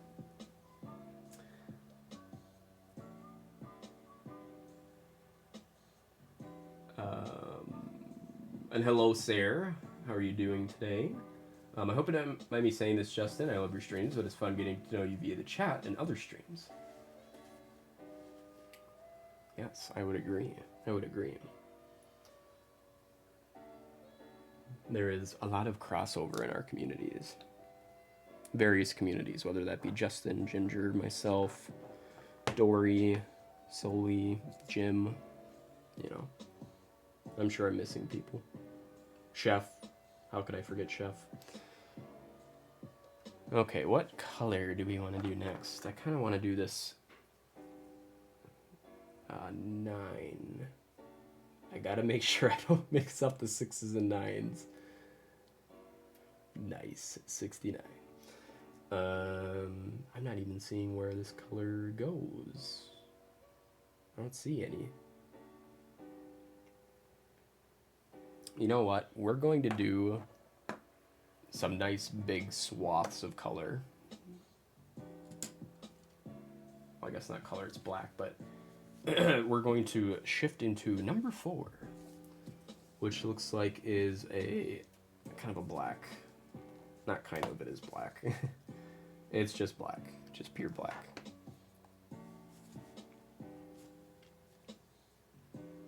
But there are some very big sections of black.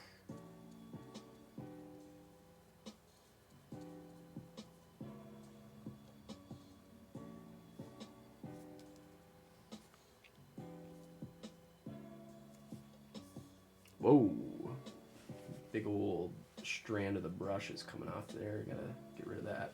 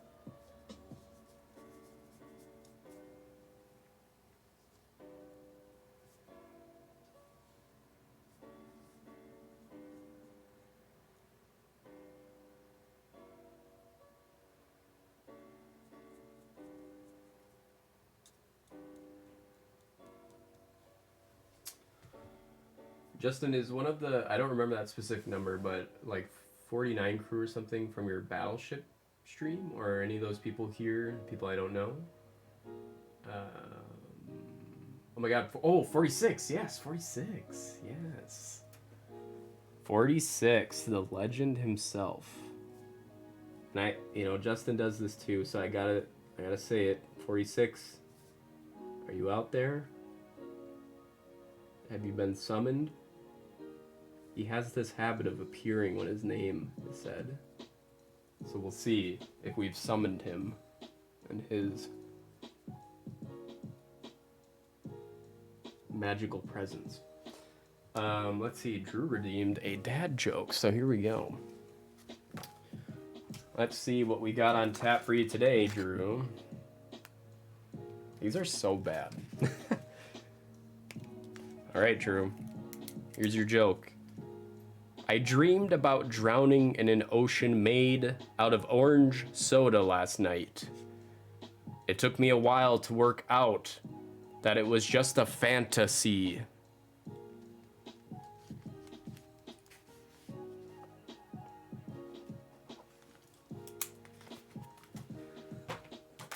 We have nothing but knee slappers here. Yesterday, Justin played The Sims 4. It was amazing. Yes, I really enjoyed that stream, Justin. I think that was an excellent choice for a stream. I'm glad I tuned in for that.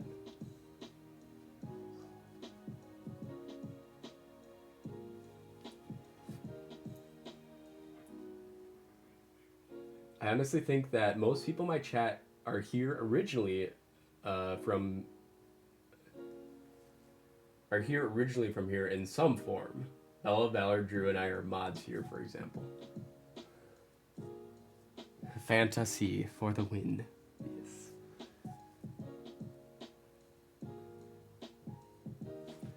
Yes, Bella frequents most of our streams.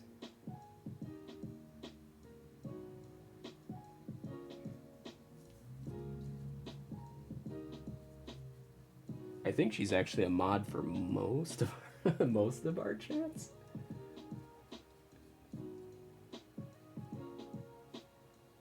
She is a very good person and a wonderful mod.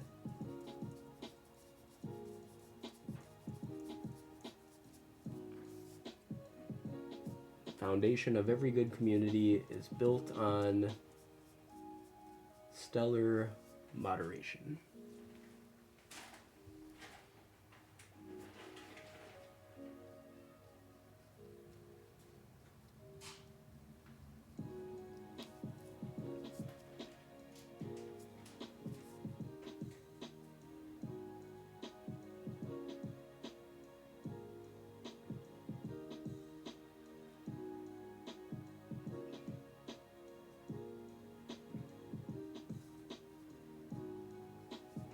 Okay, we're gonna get the small brush out to fill in some of these details. I laughed out loud.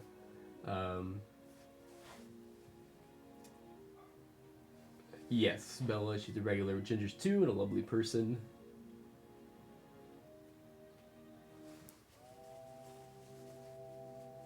Chudley Carly. Do you have a preference on what I call you? I give people this disclaimer that if you have a preference, I try to remember them, but I am someone who is terrible at remembering names. But I'll try my best.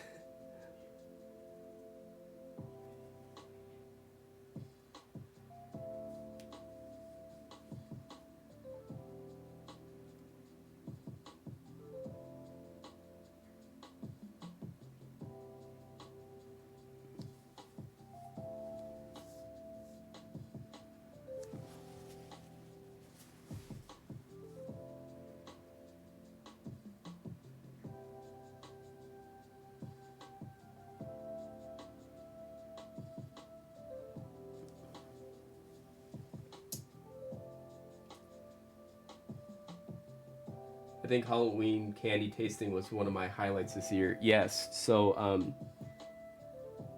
it's actually available on the Janitor 2 YouTube channel. But if you weren't around for it, all the mods and myself had a Halloween stream this year where we tasted and ranked various Halloween candies, which was a really fun experience. We got, we tried many of the classics that you're familiar with, but we tried some things that many of us aren't familiar with, and it was very fun. I learned that, on the whole, I'm not a very big fan of most Mexican candies. It seems that a lot of their flavoring hinders on the use of tamarind, which apparently I'm not a huge fan of, or at least the flavoring of it. But it's good to try new things. But I had a lot of fun doing that as well.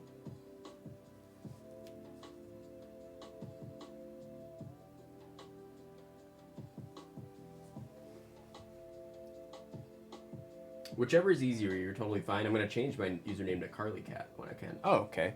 Well, that will be very easy to remember then once you do that change.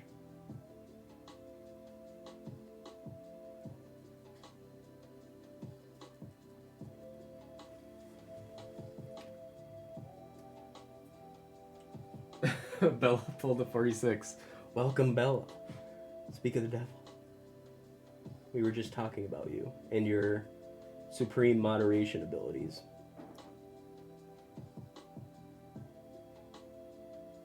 Just moments ago. We tried summoning 46, but it didn't work. But it seemed to work for you.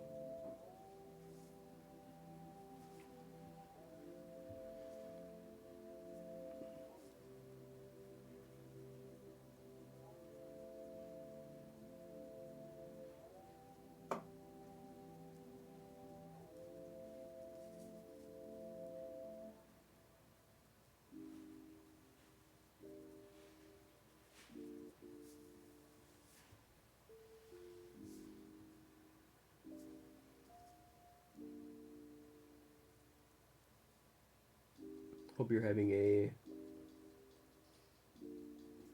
good Sunday, Bella. Anything big on the docket today?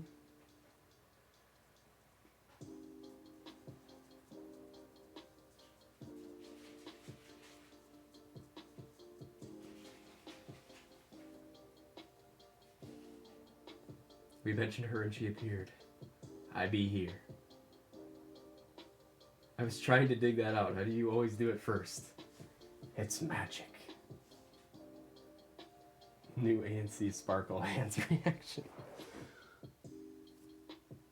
Oh boy, it's been so long since I've logged into Animal Crossing. I fear what Anka had. She's gonna tear me a new one. Anka does not shy away from telling you how she feels.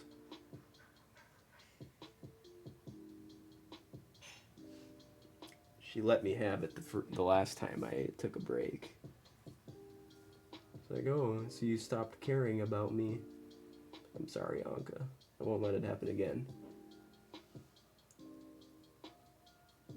But here's the thing. I let it happen again.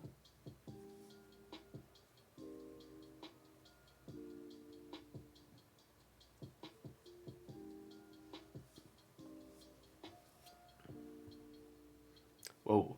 That black looks way more vibrant on the webcam than it does from my angle.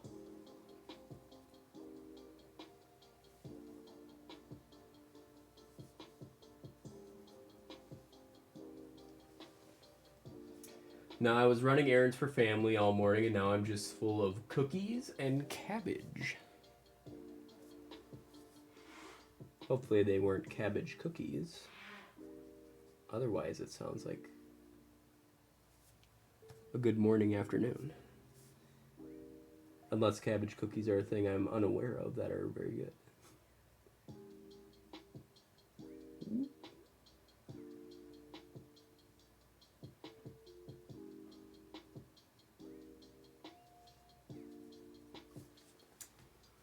I only log in for Twitch streams. All my villagers are like, why do you not talk to me? They're like, oh, I see how it is. We only see you when Justin's doing a game show. We see where we rank on the hierarchy.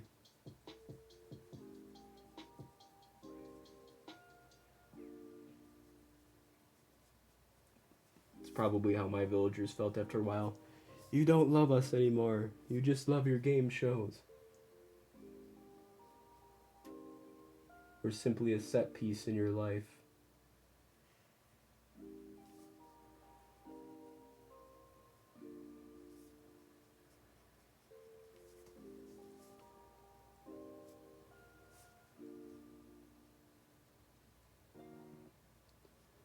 I'm sorry, my beloved Anka, but I must spread my wings and fly.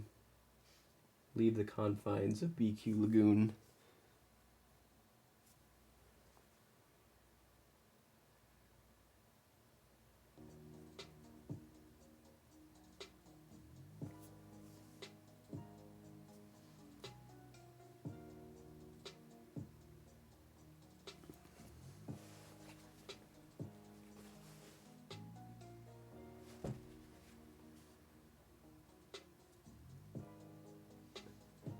I love Anka. I wish we could have multiple islands. I'd love to just have a whole cat island. Oh yeah, I would also enjoy that. I love the yoga one. It's adorable.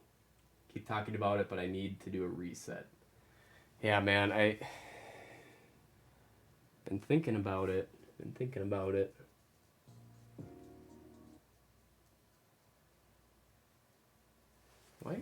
What's going on with the music here, huh?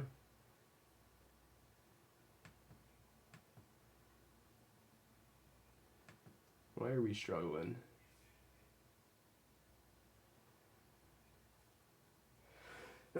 Excuse me.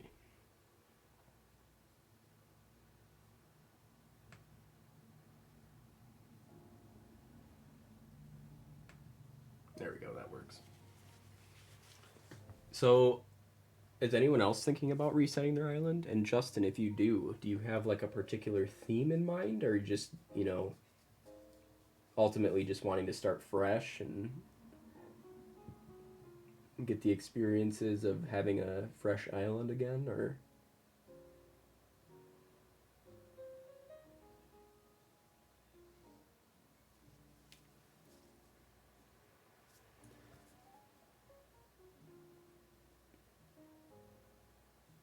I think I've mentioned it before, but something that kind of interests me is for a while, it's kind of veered away from that, but for a while there was this Twitter account on,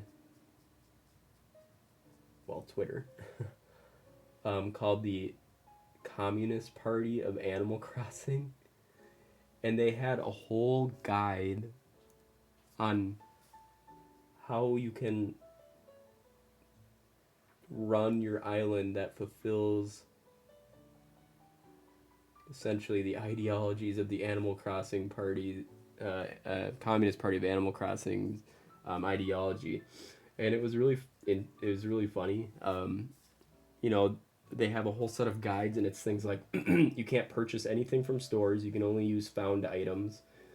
You can't ever upgrade your house. You can't use currency of any kind. Just various things like that, and I thought it might be kind of fun to do a communist run of Animal Crossing and start the island over with that.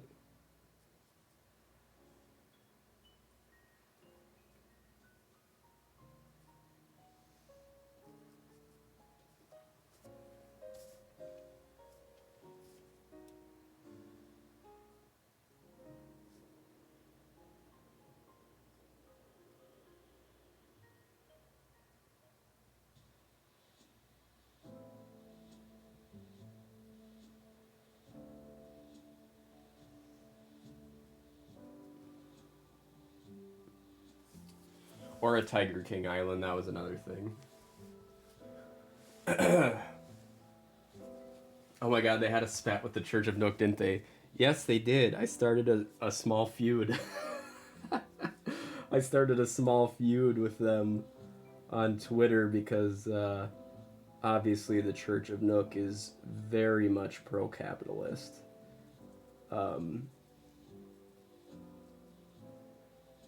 So that was a fun little exchange.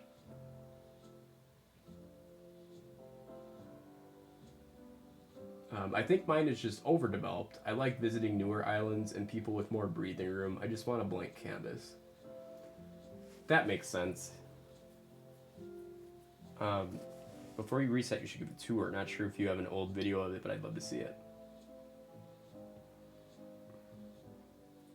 You can't even use currency. How would that even work?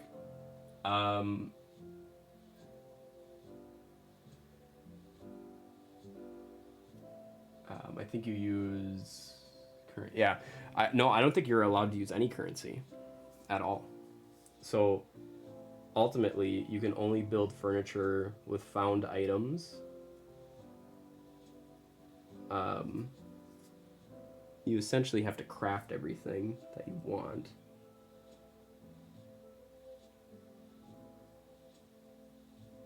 Because you're turning down all aspects of capitalism. If I remember correctly, I'd have to read their guide again. But that could be kind of fun. Or like a Tiger King Island would be interesting as well.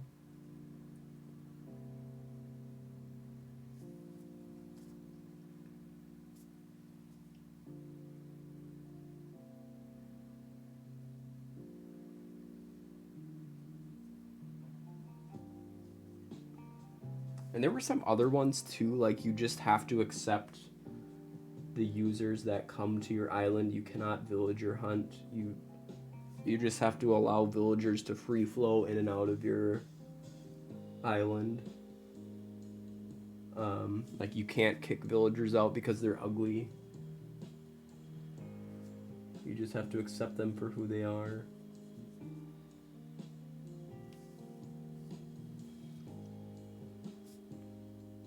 So yeah, there were some interesting guidelines around what you can and can't do. Of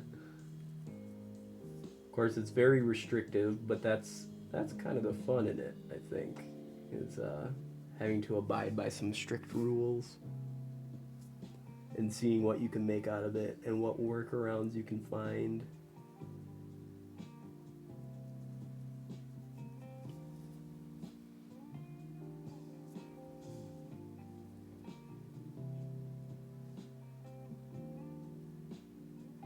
Presumably, you could barter with people. So, I mean, if you can get yourself plenty of a resource or make something that people want, you could barter with people to get things that you wouldn't be able to buy otherwise. You know, much like blue jeans in the Soviet Union. Denim was a hot item. I remember one of my history teachers was talking about, I think either himself or a friend went over to visit the Soviet Union when it was still the Soviet Union, and his friend told him, bring every pair of blue jeans you have. And he's like, why? He's like, trust me. And when he got over there, almost right out of the gates at the airport, people were willing to pay him lots of money for blue jeans because they didn't have access to them otherwise, which I thought was a very interesting story. I don't know how valid it is, but I thought it was interesting.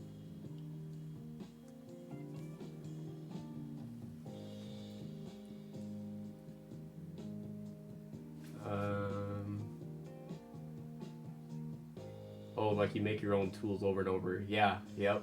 But you have to buy the do-it-yourself tool recipes in the beginning for some of them. I think you can use I think you can use Nook Miles. Quite like that one regarding the villagers. Yeah, I thought that was kind of an interesting rule to have. What about the money you shake from trees? Surely you can use that. It's natural. Or sell weeds to Leaf. That's very hippie sloth man. Be right back. Okay. Sounds good. No worries.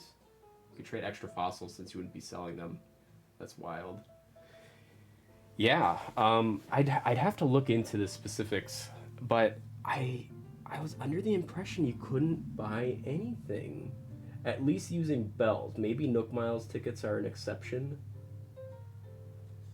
But I don't think you can use bells, even like ones you find.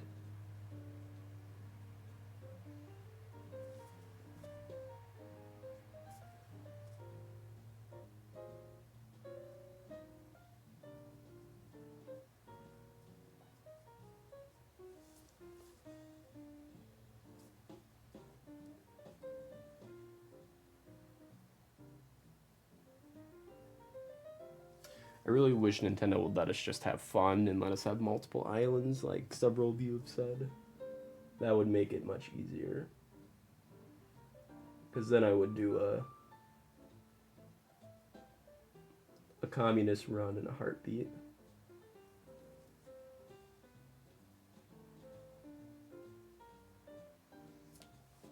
It'd be very interesting to see what kind of island you could build with those constraints.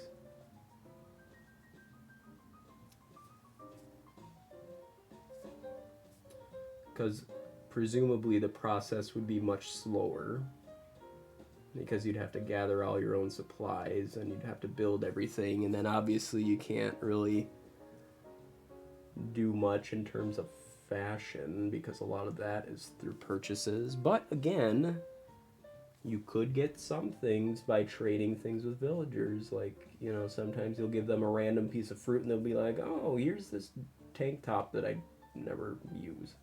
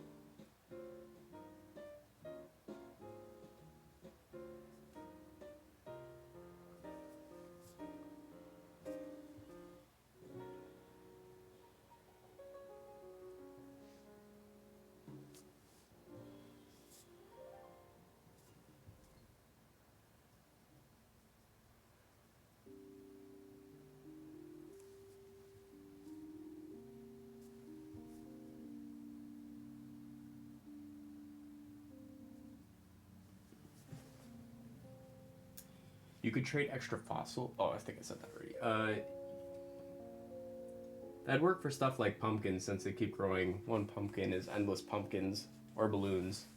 Balloons, that's true. Yes, I think you could take anything you find from balloons because they're naturally occurring, other than the currency, which, again, I don't think you could do anything with if you're not allowed to spend bells.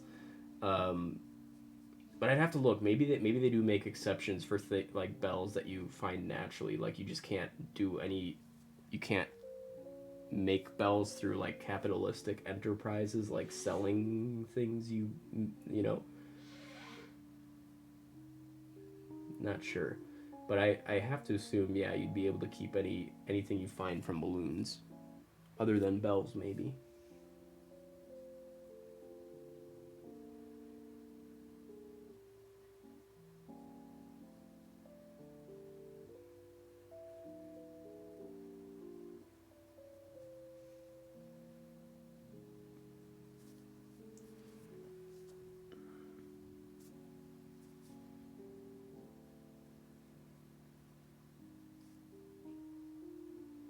I could see that being a whole themed stream, though, or series of streams. Get myself a nice Soviet Union era hat.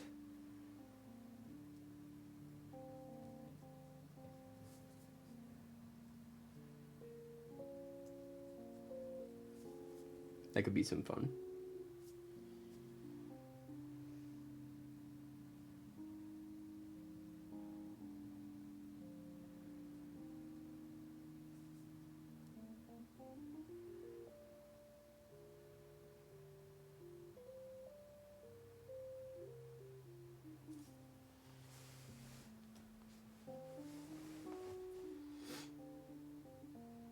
Honestly, that'd be fun to watch too for like a few sessions and all. Yeah, I'll look into it and see what I can maybe come up with. I don't like to. Some of you who have been with the channel longer know that when it comes to things like that, I don't like to skimp. I like to get pretty extravagant with it, so I think I do a whole, series of theme streams with it.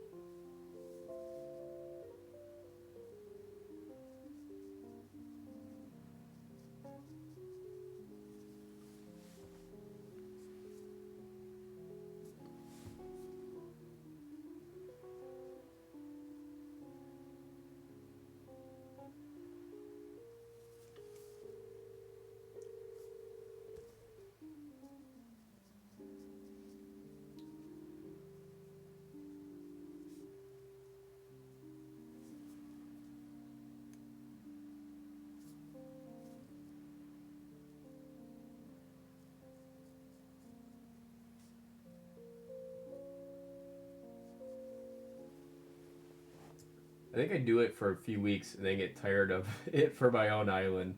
I love all the clothes, and you wouldn't even get the Abel shop if you could buy stuff, and I love the Abels, Sable. Yeah, I suppose you wouldn't really have much interaction with it because, according to the Animal Crossing Communist Party, they're communist pigs, right? So there's no, it's pretty black and white, I think, when it comes to that stuff.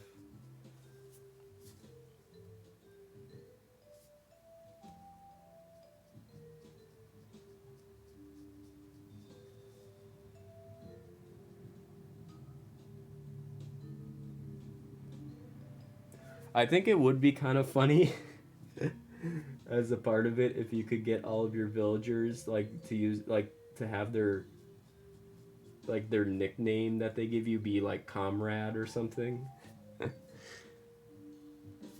Oh yeah, I could get into that.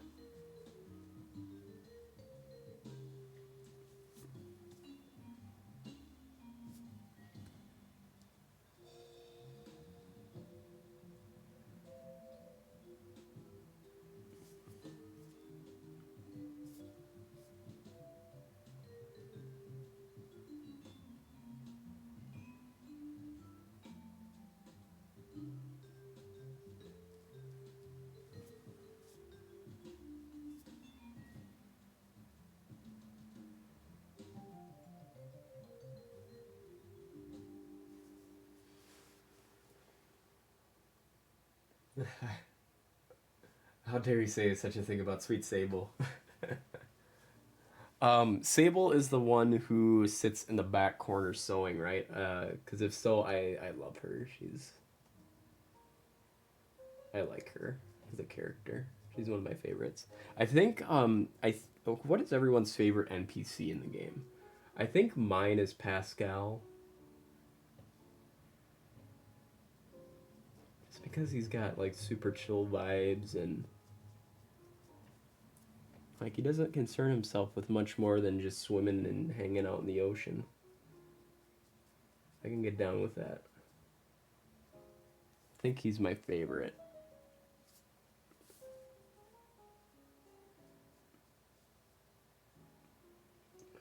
I have to imagine they have some on Etsy, but I'd love to get myself like a Pascal plushie or figure. If they made a Pascal amiibo, I'd be getting it immediately. And the thing is, I actually have a Tom Nook amiibo, but it's at work and I haven't been back into the office since March. It was funny because someone, we had a meeting the other day and someone said that they had been into the office and they said it was really eerie because it was, you know, it's like a ghost town there because we were in like a cube farm. And they said it was really eerie because it was like some type of disaster happened because no one was there and all of the calendars are like set to March. And it was like some like weird dystopian Twilight Zone type stuff.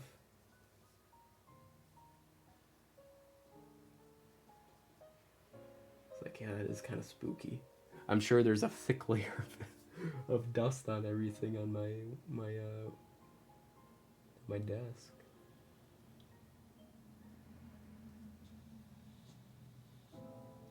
I really pray that I didn't have like a cup of coffee with like a tiny lining of coffee at the bottom that I forgot about. Because that thing probably has sentient life in it at this point.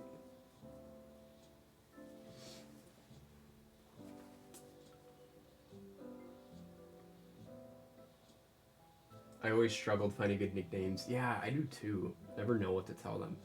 And it's always on the spot too, so it's kind of hard to like quick come up with something. Half my villagers call me Chief, which is random, but I got the other to call me Kit Kat. Kit Kat's a good nickname. Celestin Blathers, that's a good choice. I do like Blathers quite a bit too. He's up there. Yeah, she's the shy one who you have to get to warm up to you. Yes, it was very satisfying when I finally got her to start opening up. I love so many of them, but Sable and Blathers are in my top. Amiibos are a dangerous drug. They sure are, Justin. I was into them pretty heavily when they first came out, and I have to be honest, I got so mad at Nintendo with how it felt like they were just manufacturing a shortage to increase buzz about it, is how I viewed it. That I just stopped entirely, and I was like, I'm not buying any more of these things. I would make some exceptions if, you know, for instance, like if they came out with a Pascal or something, I would probably get one, but I stopped collecting them in general just because I was upset with how they were handling everything.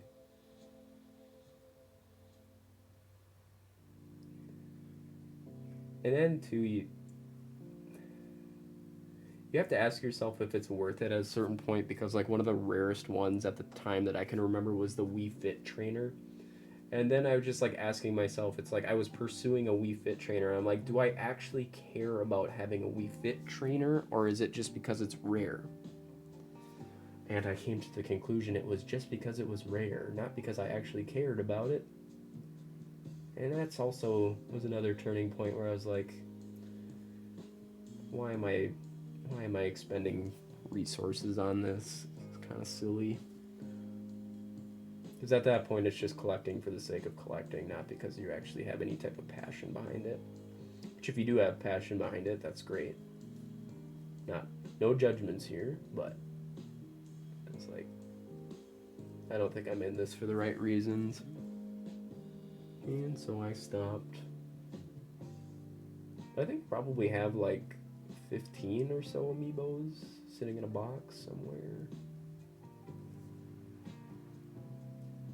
The one that I actually really wanted and that I thought was just a really cool Amiibo that I never got around to getting was the Little Mac. I really liked the design of that one.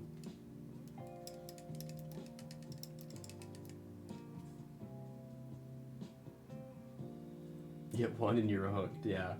I love how much Blathers hates bugs. Rest assured, this wretched creature will still receive the best of care here.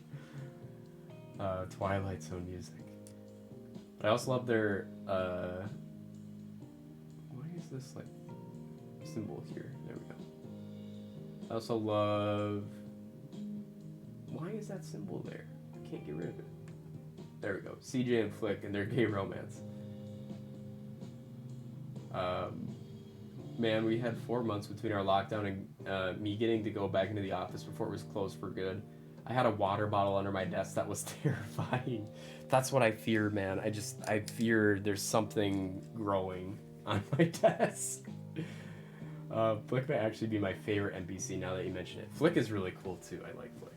I sold all my Amiibo at some point. It was for the best, I think, but I had about 5. Yeah, I have, like I said, I think I have around like 10 or 15 of them.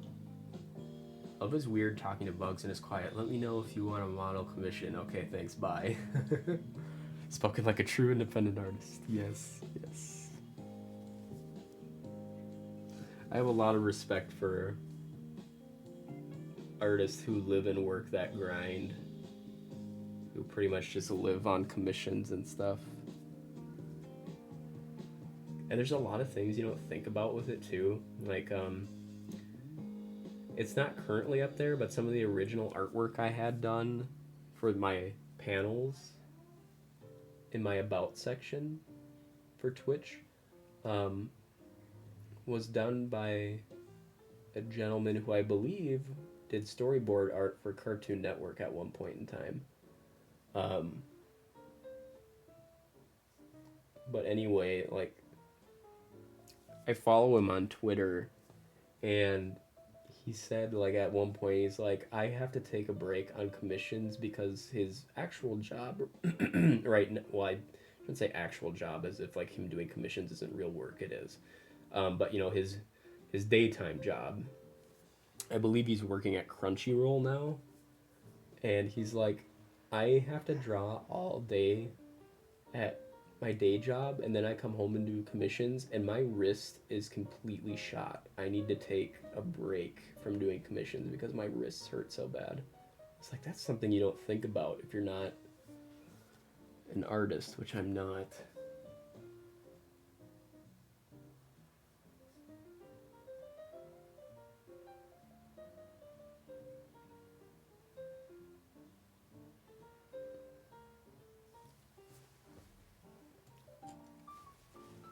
Hello, Jackson. How's it going? Welcome.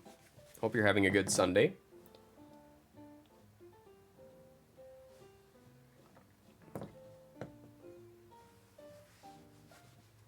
Your panels are now fab, by the way. Thank you. Thank you. Yeah, you can probably tell I went for a retro VHS style theme for most of it. I'm pretty happy with how they turned out.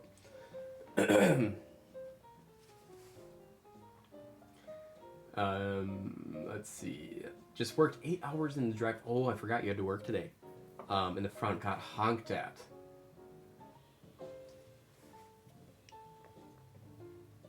Well, I'm glad that you survived and made it back. We're glad. We're all glad.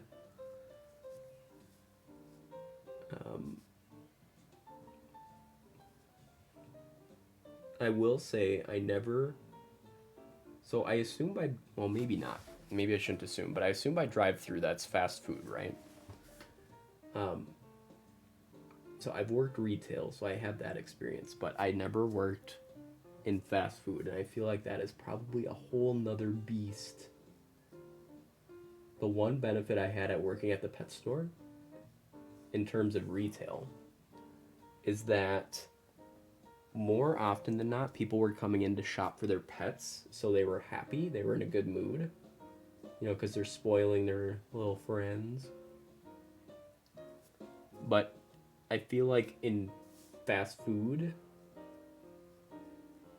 people are coming there because they're hungry, and many people are crabby when they're hungry.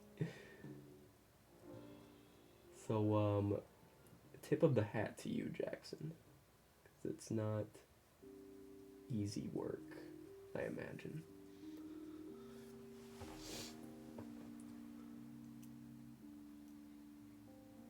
You work at a Panera, okay.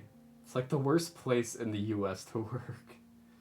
I'm off for a bit, but lovely chatting. Zoe's painting is really coming together too. Thank you so much, Justin, for stopping in and for all the support. I appreciate it. As always, my friend, and we will see you soon, I'm sure.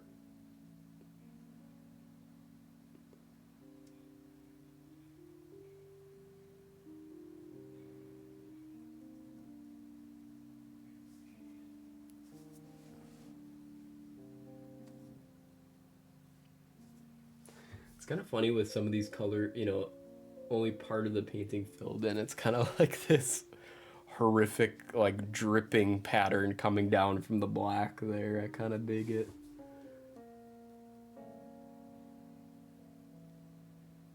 I probably should use the big brush for this section.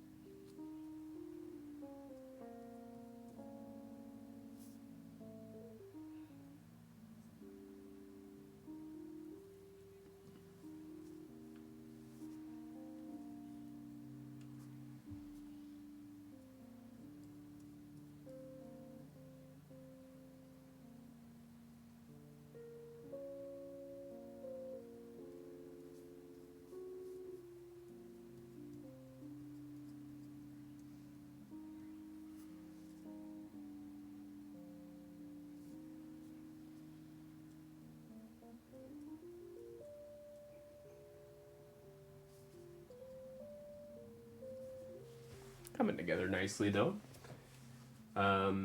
Let's see.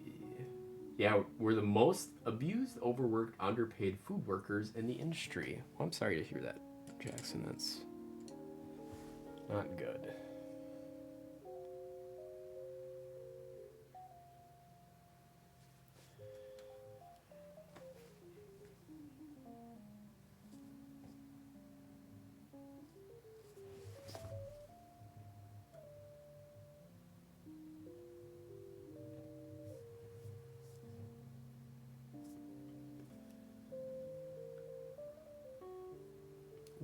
that's a big... Wondering how there was so much water on there, because I probably didn't dry my brush off the way I should be.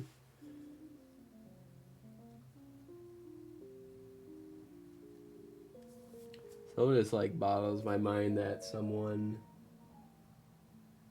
like, you do these paint by numbers and you think someone actually painted the original at one point, and like, they didn't have a guide. They were just like, I'm gonna paint a funky horse today, and voila, they created this. Well, the thing in the reference photo, not this.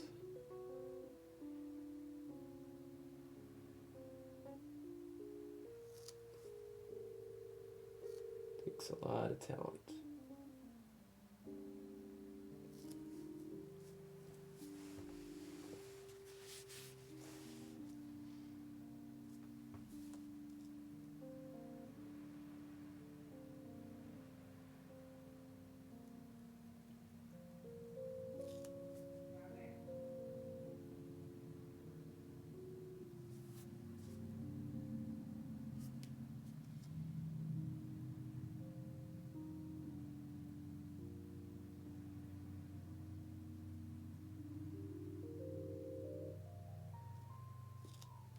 Oh boy, that is a really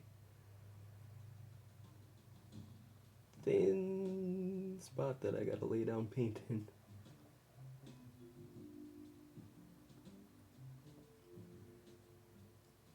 Okay, we kind of managed it without botching up too much. That's good. Yeah, it's a little splotchy, but from a distance, I'm sure it'll look fine. It'll be fine.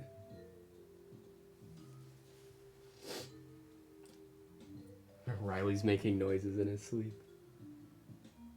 Having some dreams.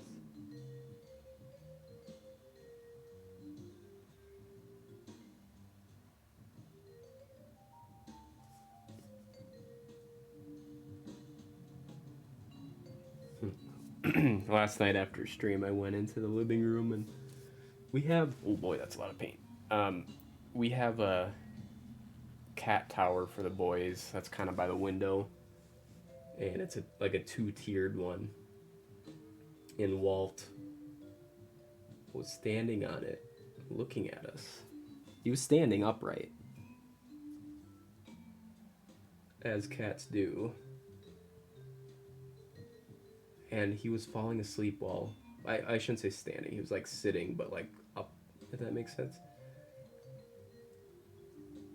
He was falling asleep just staring at us. Like, he was just standing standing, whatever, completely upright, falling asleep. It's like, dude, if you're tired, just sleep. We're not gonna judge you.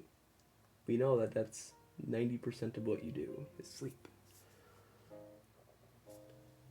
You're not gonna miss anything that thrilling.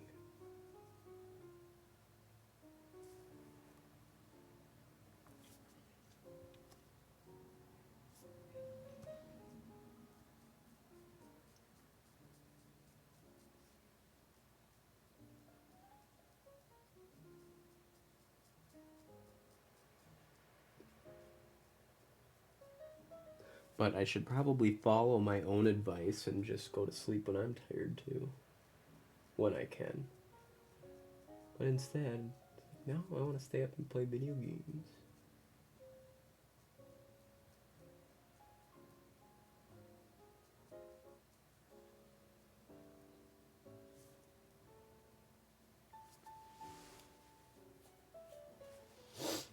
Riley and Walt be cats, yes. They do be.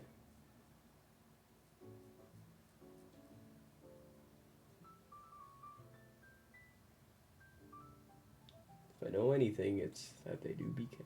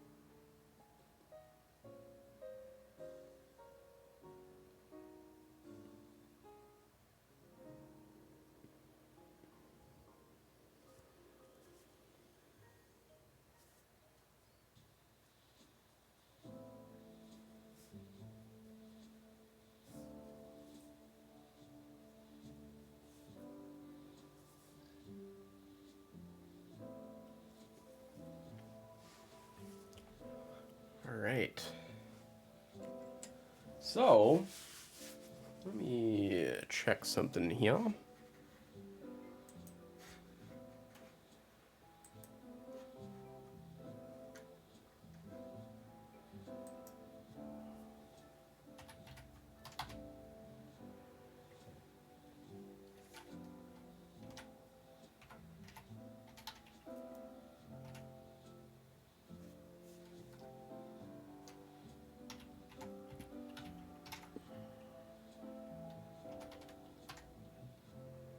Okay. So, folks, I think that's where we're gonna halt our stream for this beautiful Sunday afternoon. So if you stopped by to hang out with us, thank you so much. I appreciate it. I appreciate the support. Hang out with us on Discord after streams. We have a nice group of people there as well who are very friendly, so don't be shy. Join us there. I will be back again next week. I believe I'll be off tomorrow, but Tuesday I should be back, and I'll be announcing my stream schedule soon over on the Discord. But in the meantime, we are going to go and raid our lovely friend Ginger. So what do I usually say? Love you all. Stay hydrated. Be excellent to each other. We'll see you soon. Bye now.